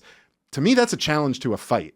Right. You know, I don't know. Do you, how do you think? I do, yeah. And that's where I think me and the Groypers are actually, I have said this for a very long time, and for a long time, people didn't even have a clue what I was talking about. They thought it was ridiculous, but we actually are a moderating force in a very good way in the sense that, you know, people do look to me as the radical, the dissident, the guy for those issues. And I am a Christian. I am Catholic. We are against that stuff. And so, like, I think, for example, last time we spoke, there were those Goyim Defense League guys in Florida. They were shooting Jewish people with water guns. Yeah, And I said, that's not going anywhere good. And now it's this situation with Chud the Builder. And yeah, I'm getting a lot of hate for this. I'm getting shit on for it. You're right. People are saying, oh, he's a free speech martyr. He's a warrior, whatever. And you want to say, yeah, I mean, do we want to live in a society where everybody's a public nuisance, live streaming, challenging everybody to a fight? And it's just not nice. I mean, the hill we want to die on is that if people commit crimes, they get arrested, and people are considerate and polite in public, you know, we just have, like you said, decency and manners. Not that we're going to, like, yeah, I could say the N-word to a person's face, and if you get mad, that's your problem. It's like, I don't think that was ever actually the struggle. Like, that's not actually the civil rights battle of our time. That's right. It's more like, just don't freak out at Spirit Airlines, you know, like just use an indoor voice. Well, by the way, I agree with you about you being a moderating force in a lot of ways, you know, and not in all ways, but like in a lot of ways. And that's kind of the point I was making about the Charlie Kirk thing. I think there's a real dynamic there, right? With like, even with Trump, you know, when people would make this argument a lot in the first term, where it's like, he's not the river, he's the dam. Right. Like he's here because there's this, you know, this environment that's rich for him. And I do think,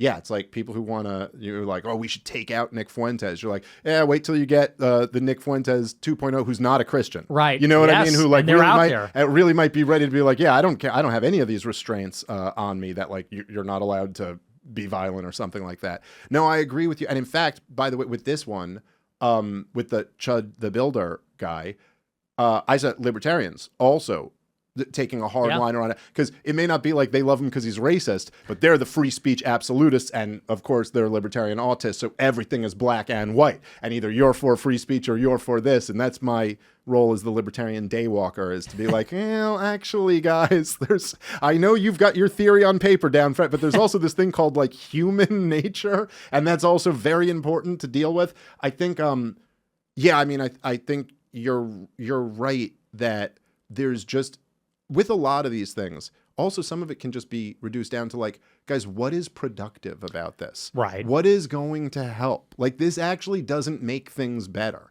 And yeah, getting in people's faces, squirting water guns at people, whatever it is, it's like, this does remind me a bit of even, say, like the left-wingers. Remember when it was throw a milkshake? Yes. And they would very intentionally make it like, what, are you mad about a little milkshake? And you're like, dude, first of all, you fucking throw something at me, like, I might assault you. I don't know, like, but and also then you don't know what's in the milkshake, like all these things. But you're like, yeah, this is a really dangerous game to start playing, and it does feel like we got a little bit away from this threat of like woke leftism. Part of this is, I think, is because of the wars are more distracting to them. So now they're like against the genocide, and it makes it harder to be against Nick Fuentes. Right. When you're against the genocide, and he's also against the genocide, but he's the bad guy. You know, like it confuses them a little bit.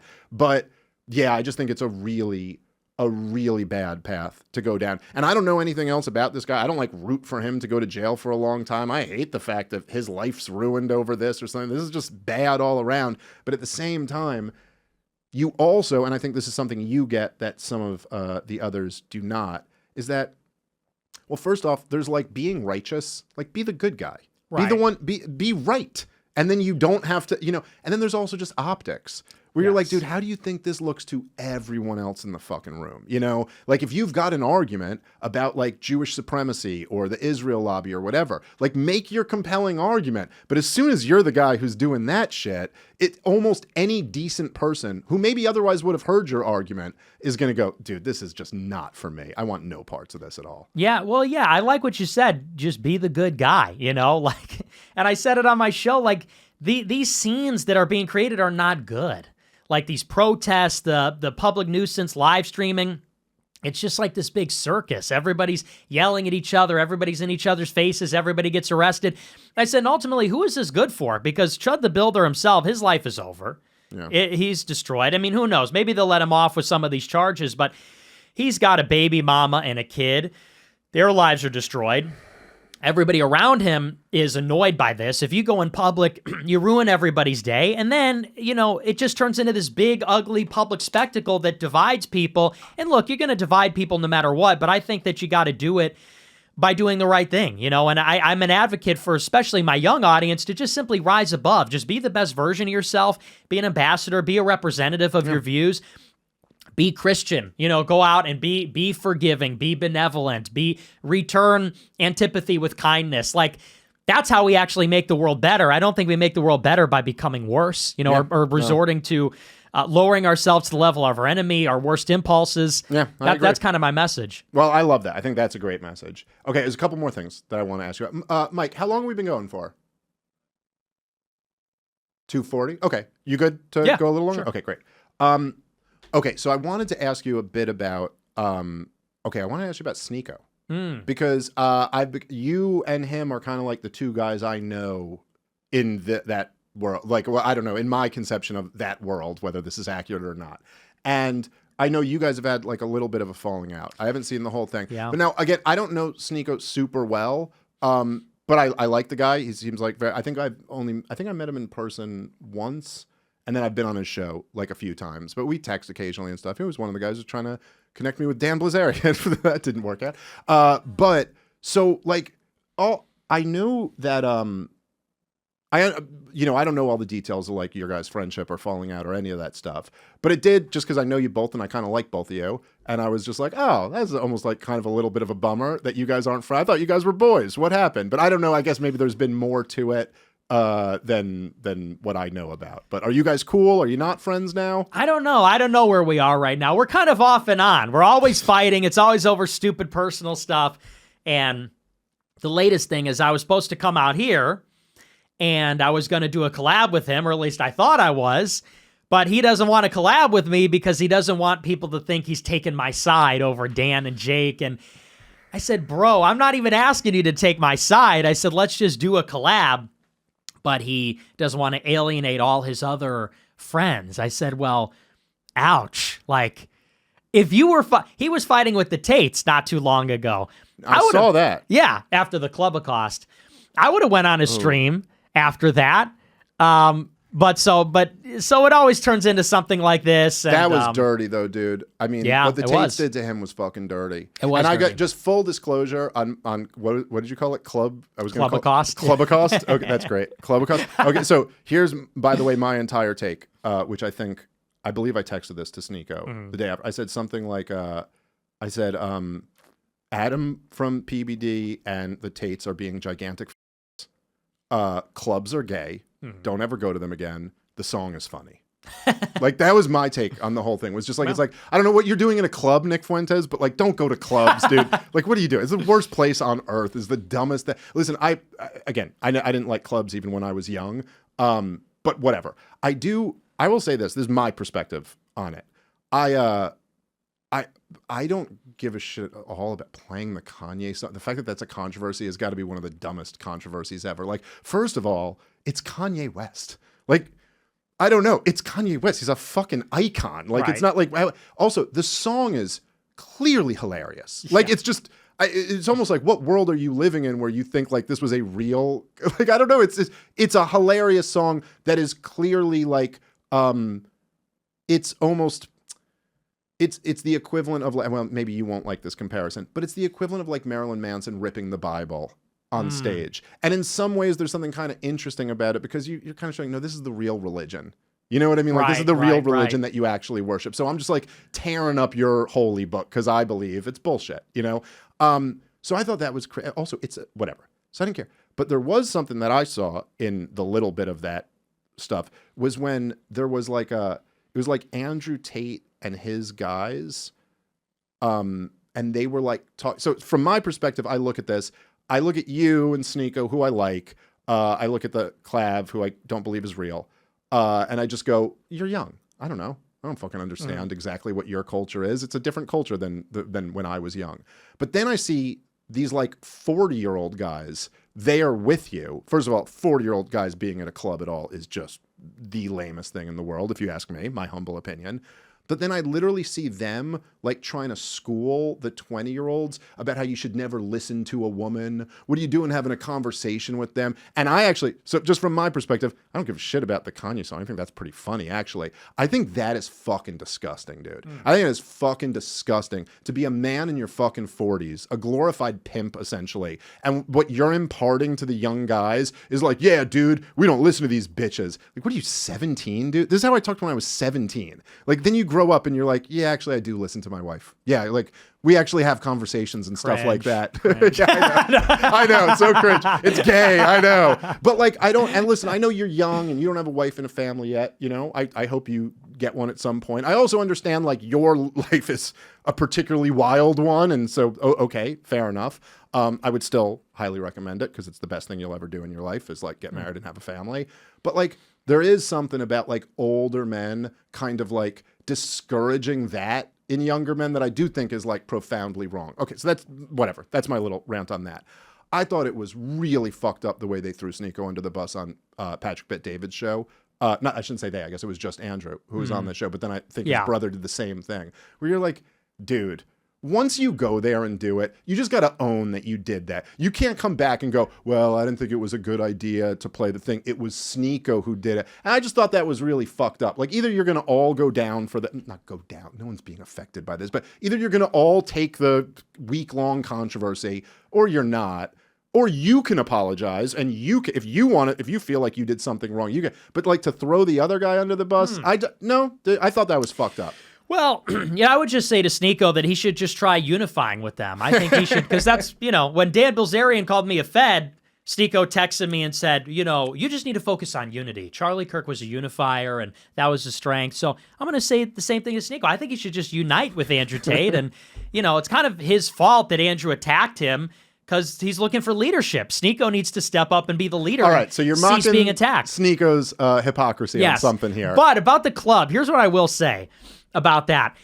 And about Andrew Tate in particular. It is true, though, that there is just this epidemic of simping that's going on. That's the only reason. No question. Because as a Christian, I'm also in favor of having a family, and Christians are pro-woman on some level, I guess. They're more pro-woman than let's say pagans on some level. But they say that in an environment where all the women are whores, they all gaslight, all lie, and so men do need to kind of wisen up to this. So I do. Question. And what's more about the club, I mean, the way it came together, we were all just hanging out. We were at this party. And we were like, wouldn't it be funny if we brought Nick to the club? Because it's like me, and I'm like kind of hilarious, autistic person, whatever. So they're like, we're going to take him to the club for this first time. Fuck it, let's just go. And we went. And I hate the club. The club's like an evil place, awful. Satanic, just destroy all clubs, den of whores. I really. So I will not be returning. I don't see the appeal. I go. I don't get it. Or I went, I suppose. I don't get it. I don't drink. I don't. It's for dumb people. The club is for dumb people. Yeah. It's like meet someone without having to talk to them. You know what I mean? Yes. Like it's just it's inherently kind of like just like a weird sport. Like if you're at all a guy who, like, even back in my single days, if you're a guy who, like, your game relies at all on, like, I'm going to be witty or charming or funny or I'm going to be interesting, then the club's the last place you want to be. Like, the club's like, I got nothing to say, but I got abs. So you want to, like, rock with me? I don't know. No, listen, I get the point that there's no question, right, that there's an epidemic of simping. I completely agree with that. I guess part of this, and I think this is almost a generational thing too, is that I think about 90% of like the let me blow your mind with this take of the manosphere is what in my day was just common sense to all 15-year-olds. Like, yeah, you don't wife up a whore. We all knew that. Like, yeah, she's a hoe. Like, she's for hooking up with. She's not for taking serious. Like, you know what I mean? So like, maybe this ancient wisdom has been lost, and it must be like given back to the young men. But like, it doesn't. It's just like with all this shit, man. It doesn't have to be this cartoonish overcorrection where it's like, therefore we should all be pimps. Like, all right, I know. How about this? How about like, yeah, if a chick's done OnlyFans, don't be in a relationship with her. It's a good start. That's a deal breaker. She can't be a prostitute. Okay, yes. Again, I don't know, whatever Jesus was cool, you can forgive her. Don't marry her, okay? That's my advice. But also like the cartoonish I see this a lot with like the TradCon kind of thing where it's like, you're not really doing the traditional thing. You're almost doing like a funhouse mirror version of the traditional thing. And I think that if you want to have a movement that's like pro-white and pro-traditional conservative values or things like that, it's like, okay, but they believed in things like chivalry and decency, and they would have never talked the way that you talk. Never to a woman, they would have never talked that way. Now, look, it's a different time, it's a different age, different techniques are going to be necessary. But I just think the idea of like, I don't know, it really offended me. Like the idea of trying to convince young men to be like, yo, fuck all these bitches. It's like, why isn't it like, find a good woman? There are still good chicks out there. They're not all whores. There's good chicks out there, dude. Sparingly few anymore. It's rough out. You don't know what it's like out there, Dave. You don't know what it's like. Well, look, I mean, there is some degree of that, but I don't know what it's like out there. The same thing with Tucker. It's like Tucker gave me shit for that, and it's like, bro, you married your high school sweetheart in like the 80s. Like, that's crazy. But it's a fair point. Well, it's a fair point. I mean, I've been with my wife for a decade, about. We were married, it'll be 8 years this year, and then we were dating for a couple of years before. So, like, I've been with her for, like, a decade. So, like, yeah, I have not been a single guy since kind of a different time. I had pre-Me Too, pre-Donald Trump, or the very beginning of Donald Trump, or whatever. Like, I don't know, it is a different culture, and I was not on dating apps, and Instagram wasn't a thing. And, believe me, I had not, even when I was in high school, like, even the slutty girls, I feel like never would have been like this. Like, the idea of, like, they would just, like, post pictures of their ass. Yeah. Was, like, that was not a reality in my... Like, you had to hook up with a girl to see her ass. Like, you didn't just get to... So, granted, it's a different world. I will say, I can understand you being like pissed off about Sneako being like, oh, I don't want to like have you on the show. That seems like a strange position from him. But I also think that like I think he was done dirty in the club. Yeah, I do agree with that. I just say that because I'm just trying to repay. There you go. I'm just trying to pay it forward, you know. Fair enough. I do agree with you. All right. There's a couple other things that I wanted to talk about. Okay. Venezuela. I think we really disagreed on this one. Yeah. So I was curious about that because I was surprised. Now I don't know exactly what your take was. I was like kind of told by people that you were for the war in Venezuela, and I was kind of surprised by that. So what is your position on that? I'm all for it. I believe in the Monroe Doctrine. I believe in hemispheric defense, and I think it's legitimate. I think it was a low cost, low casualty, brief intervention that in the end is a huge strategic victory for a few reasons, which is we're going to be able to go in there, increase their oil output, and then take the oil. And then we also get Cuba to boot. John Ratcliffe was down there negotiating with them, and I think that's all legitimate. If you were fighting in Iran, that's on the other side of the world, and they've been preparing for this war for 30 years. They got 190 million people. Venezuela, Cuba, that's our backyard, and that's where all our shipping occurs. Mexico's our number one trading partner. That's the Gulf of America, and Russia and China are spying on us there. China's building all this dual-use infrastructure in Latin America, the Caribbean. Russia has military partnerships with these countries. So I think that's one of the few instances where you can say that's legitimate use of American power. But what is the connection to the Monroe Doctrine exactly? Because I see a lot of people invoking Donald Trump kept invoking it, but I don't really see how it's even consistent with the Monroe Doctrine. I mean, number one, there were two parts to the Monroe Doctrine. Everyone seems to forget the second. And the second part was that then we won't interfere over there. So we're certainly not following that part. Right. But the Monroe Doctrine essentially said that there can't be any more European colonies here, that you can't colonize any more of our hemisphere. There were already European colonies at the time, but they were like no more.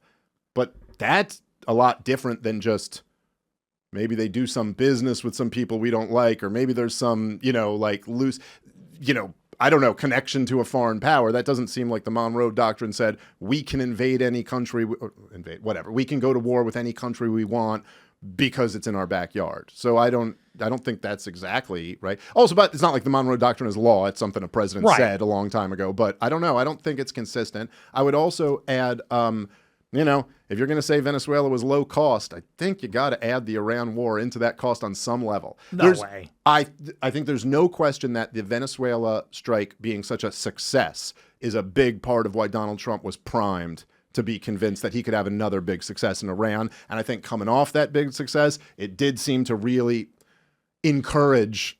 I'm not trying to remove blame from anyone else, but it did seem to encourage him that like, yeah, you can do this. You can be great. You can be tremendous and awesome with the military. I don't know. I guess when we said earlier, when we were talking about the war in Iran, and I said like, look, part of it's a moral issue for me. Just like you can't go murdering people like this. How is it? And I don't like to be the guy. I'm not a Christian. I don't like when non-Christians like try to lecture Christians about Christianity or something. So I'm not like lecturing, but I guess I don't see, like, how is it consistent with Christianity to almost like, if you have a view, let's say, look, some people died in the war in Venezuela. Well, or Cuban bodyguards or something. I don't know. Not that many people died, but some people died. And if it is like, let's say something's in our hemisphere, it's good for us. We could go kill them and take their shit, and then we'll have their shit. You get my, like, how is that consistent with Christianity? Yeah, well, can we get into the Monroe Doctrine stuff as well? Sure. Whatever you want. Yeah. So, as far as the Monroe Doctrine is concerned, if you look at it, it has evolved over time. And it seems that it has evolved as America's become more powerful. When it was promulgated originally, we really had no navy, and so no ability to enforce it. And there was a corollary added to it in the late 19th century when we became the preeminent superpower in the Western Hemisphere that basically said, we are the sovereign of the Western Hemisphere. Our edict is the law. Like, whatever we say goes. So it is consistent with that. What's more, Venezuela and Cuba are effectively influence from Russia and China in the same way that a colony from France or Britain would be in the 19th century, because they produce missiles, they have spying posts like intelligence operation, they've got dual-use infrastructure, and so it does actually represent Chinese and Russian influence in our sphere of influence. So I would just say that. As far as the Christian angle is concerned, I don't think it's very clean, because in the era of strategic weapons and intelligence and all the modern technology, it gets a bit convoluted what constitutes national defense, because there's really is convoluted layers, as you know, of strategic thinking about nuclear weapons and how they're delivered, and then cyber weapons and intelligence agencies. So you could say, like, reasonably speaking, if Cuba has some kind of Russian, Chinese spying post on it in preparation for some future global war, it is theoretically in self-defense to try your best to neutralize that. Now, that doesn't give you carte blanche to go in and like, well, let's just kill everyone in Cuba, because we could do it. But I think within reason, you're able to conduct these kinds of extraordinary operations that are outside of what would be considered like a just war in the Middle Ages. Like, we're going to war with this kingdom because whatever. And in the case of Venezuela, it was so limited. So it's really, I wouldn't even call it a war, even a military operation. We just extradited one person who happened to be running a country that is a criminal enterprise.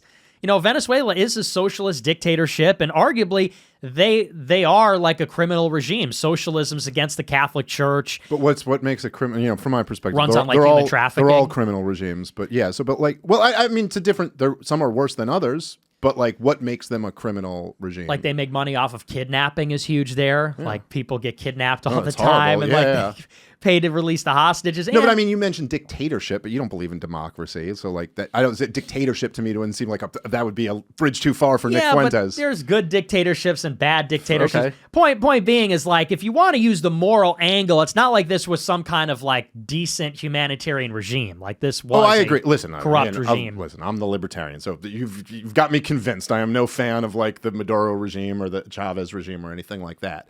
I guess like the updated just war theory that you just laid out just seems to me to be vague enough for the Israel lobby to drive 10 wars through. You know, like there's they're in connection with another country. They could, I mean, the nuclear issue is not an issue with Venezuela or Cuba. Mm-hmm. I mean, to me, I think Donald Trump has celebrated how wonderful this is, claimed it was a regime change, claimed we're in control of the oil now. Now, of course, for other factors, but Americans have only seen an increase in oil costs since then. What seems to me to have been accomplished by the war is pretty brutal energy blockade of Cuba. I mean, this is a little island that's been destroyed by communism for many, many decades. They pose absolutely no threat to the United States of America in any reasonable way. The Soviets aren't bringing nuclear missiles to Cuba. They're trying to get a ship full of oil. Russian submarine off the coast. Well, they were trying to move oil in, which Donald Trump allowed them to do, which I think was a good move. Not worth starting a war with Russia over. But I think that, like, again, these are your people who came up with the just war theory, right? Like, these were all Catholics. Yeah. I think, if I'm not mistaken, I think it was all Catholics who came up with this. But the idea of at least having some, like, I understand like when Thomas Aquinas and those guys, when they're coming up with just war theory, they're clear, and they were very well aware of this, that they're balancing different things, right? Like you're balancing Christian ethics and then war, which is a very difficult thing to, right? There's like the worldly realities of these wars, and they're attempting to go, look, obviously Christians can't accept killing someone and taking shit from them. So like, here is the only way that it could be justified, is if it's a defensive war, you're attacked, you fight it proportionally, something like that. I just think saying that like this regime ran off of like, you know, criminal activities, I mean, it's certainly true, but I don't know, it just seems like a justification to start a war anywhere at any time. And I do worry about that because that's, you know, those justifications are almost always used in very bad ways. I would just say that, you know, again, it just gets to be a bit convoluted because the nature of warfare has changed because of strategic weapons, you know, like when I say nuclear weapons, I mean, Russia and China are nuclear armed, and that means that we're kind of engaged with them in every way at all times. As long as those weapons exist, we're always going to be spying on them. We're always going to be in some like virtual state of conflict with them. And that is global because, you know, the whole basis of the Monroe Doctrine is nobody can touch us because of the oceans. Well, what our adversary is going to do, they're going to try to get on our side. Cuba, Venezuela, Nicaragua, Bolivia, whatever. Or, you know, even building the dual use stuff in every other country, Argentina, Peru, Jamaica, Haiti, whatever. So I do I would classify that under something like self-defense. And with proportionality, like I said, we're not saying like, and by we, I mean me, I guess. I'm not saying like we can go to war with Venezuela and like invade their country and take their sovereignty, take all their supplies. I'm saying, though, that if they're aligned against us in our hemisphere in a way that's threatening, we should be able to go in and change that. If they want it to be better, they should just align with us. You know, you say, well, Cuba's this tiny defenseless island. Okay, well, then you better submit to Washington because you're right next to the superpower, and they're playing games. Saying you better submit to Washington is how we've got the whole situation in Cuba for 60 years, you know? I mean, that was what they said initially. You better submit to Washington. And if they want to avoid that, if they want to avoid a war, then they could always choose a diplomatic option. So could Iran. So could all of Israel's enemies, though, you know? But Israel can... I would say that's a different story.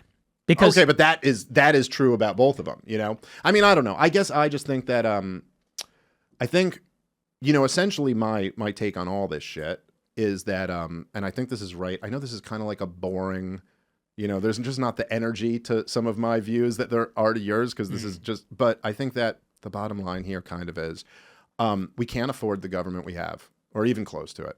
Like, you just can't afford this. We're living under the biggest government in the history of the world. I mean, by orders of magnitude. Like, right. It really is. You just look at how much money Washington spends every year. And, you know, we can't afford the entitlement programs, let alone the world empire. And so we're $40 trillion in debt. And that's not even representing it. Because even our entire tax base plus the $40 trillion in debt couldn't pay for this size of government. And so we just have to print the money to make up the difference. And we've printed, I know you might even know some of these numbers better than me, but what is it? Since George W. Bush, I think we've created like 80% of the money that's ever been created. We're just printing trillions and trillions of dollars. This is how we've essentially band-aided over this bullet wound of an economy. And because of this is what's destroying essentially the currency. It's what's making life unaffordable for young people and working class people. And if you're going to continue to debase your currency, you're going to continue to see the life like this, where, you know, it really does destroy any hope at having a conservative country. I don't mean just conservative like in decent right. values. If young people can't afford to start families, and all this stuff about like kind of looking for another war and another war when they're, even as you describe it, this isn't a war of necessity that you're describing. You're describing a war of choice. Like, maybe things would be better if we fought this. I just think it's really bad policy to allow our government to always be in search, as John Quincy Adams would say, of another monster to destroy. You know, these people do not, and I think this is one of the fundamental problems with government in general, and it's one of the problems with the Trump administration and all of this, is that these people, as you said at the beginning, they're not on our team. They're not working based on our incentives. They're working based on their incentives. And if you give them that type of power, I mean, to just kind of say, anywhere anyone's interfering that maybe could be strategically bad for us, we can go fight a war there. I mean, man, the military industrial complex is going to be like, okay, we got some thoughts. I'm saying that from a moral point of view. From a moral point of view, as long as, because I think the case could be made, like, for example, you know, in the Cuban Missile Crisis. I mean, would you say something like, well, Cuba's a sovereign state, they're allied with Russia, so they're putting nuclear missiles to defend themselves? You would say, no, that threatened us, it's too close. And the same goes even, you know, for other conflicts that have happened in the world. I think morally speaking, it just gets a bit more complex because of the nature of how things are. And I would take it a step further and say, when it comes to, you know, this being a war of choice, if you actually look at the strategic situation, we've been losing the Western Hemisphere for 15 years. China's become the number one trading partner of basically all of Central and South America and the Caribbean. Yeah. And what this does is it allows them then to go in and build all this infrastructure. And that's part of a very concerted play. Like, they are trying to increase their influence. They're building this stuff, and they're building this stuff in anticipation that they're going to put their Navy there. They have 400 times the shipbuilding capacity as us. They're building deep water ports everywhere, eventually to put their ships. And, like, for example, there's a new technology. They put a missile launch system in a container, like a shipping container, so they could get their biggest container ships, load them up with shipping containers that may or may not contain all missiles, or, like in Operation Spiderweb last year in Ukraine, they could contain all these drones. Right. So if there's a future conflict, let's say in Taiwan, do you want Venezuela and Cuba to have Chinese spying posts? And do you want a Chinese deep water port in Peru? And they've got all their shipping there, and it's simultaneously surveilling us, but also loaded up with weapons. That obviously puts us in a big disadvantage. So, it's like that other expression, if you want peace, prepare for war. Yeah. So how do we check China? I don't think it's a war of choice. I think this is, we're kind of getting our act together because we let it go in the Western Hemisphere. Well, Taiwan's going to have to submit, I think. To China? Well, by the way, no, I say it kind of tongue-in-cheek, but I actually agree with you on that one. I think that, so you brought up the Cuban Missile Crisis. It was a good example. And I would certainly agree with you that, no, that is something that is totally reasonable to go like, no, we can't. I understand you haven't bombed us yet, but I can't be expected to sit here with a knife at my throat and go on with life as normal. This is intolerable. But of course, the solution to that, as you well know, was for Jack Kennedy to get on the phone. And that was not solved by invading Cuba. In fact, when he invaded Cuba, it was an unmitigated disaster. Mm-hmm. But this was solved by getting on the phone and making a deal and saying, listen, we can't live with this. So you got to move these back. And in exchange for that, we will pull what was it, from Turkey, I think. We moved our nukes back. Just seems to me like with all these problems, that would be a way better way to solve them. And of course, the U.S. does have tremendous leverage if it were willing or able to use it.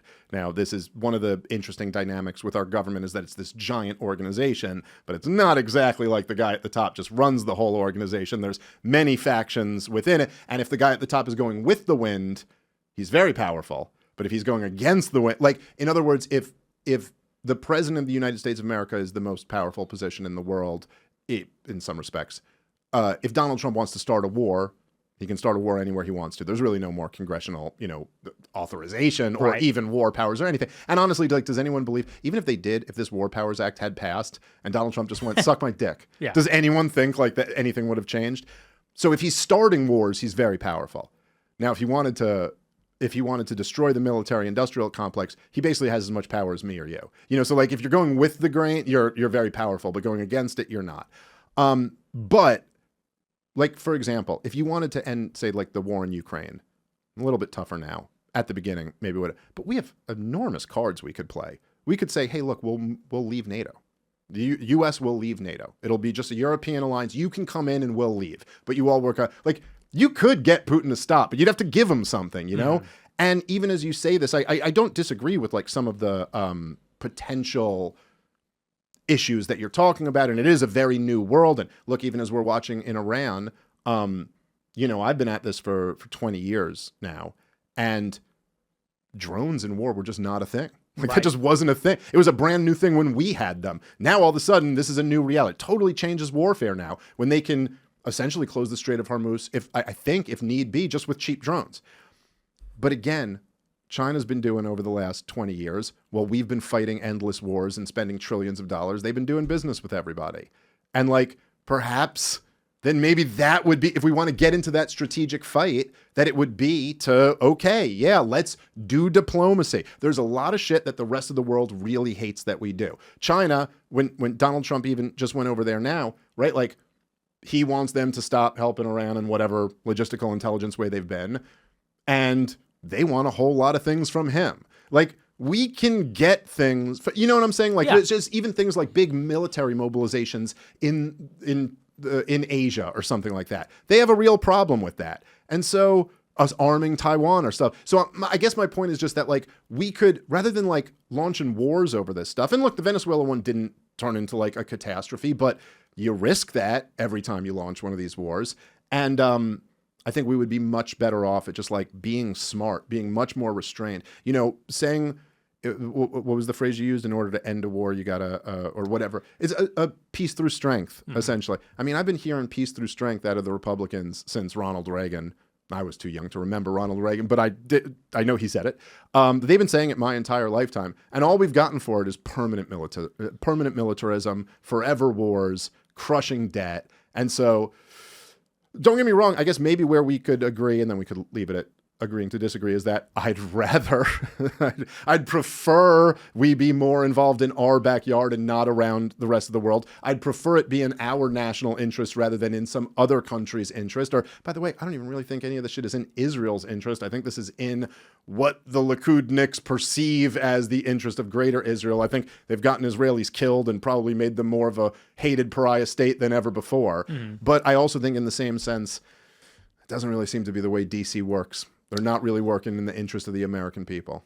I agree. I mean, I think diplomacy is preferable where possible, but sometimes it's not possible. And it sounds like a lot of this root causes, you know, it's like when you go to these Democrats, they say, well, the reason these kids are committing crime is because they don't have like after school programs. And it's like, dude, they need to go to jail. Cops need to beat the shit out of them and take them to jail. And with Venezuela, it's like, look, Rick Grinnell proffered a deal with them. They didn't take it. I mean, because they wanted Maduro to stay in power. And our sticking point was, you got to realign with us, and Maduro's got to go. And they wouldn't agree to it, so we had to go in and take care of them. And I agree with you, though. I'm a restrainer. I believe in restraint. You know, I think that we should be very selective in our engagements, keep them in our backyard, prefer diplomacy, but sometimes you got to kill people. Sometimes you got to do it. I wouldn't necessarily disagree with that, but also I think there's a lot going on that we don't know about there, and I think Maduro was all tied in with the CIA and a whole lot of stuff going on that we're not aware of. Okay, I'm glad you prefer diplomacy first. Nick Fuentes, I very much enjoy our diplomacy. I hope this doesn't break into a hot war again. Ceasefire's intact. The ceasefire is still intact. It's hanging on by a thread. It's a lot stronger than the ceasefire in the Middle East right now. Dude, I really always enjoy talking with you. Thank you so much for coming back on, and look forward to doing it again. Likewise, man. Thanks for having me. All right. Thanks for listening, guys. Have a good one. Peace.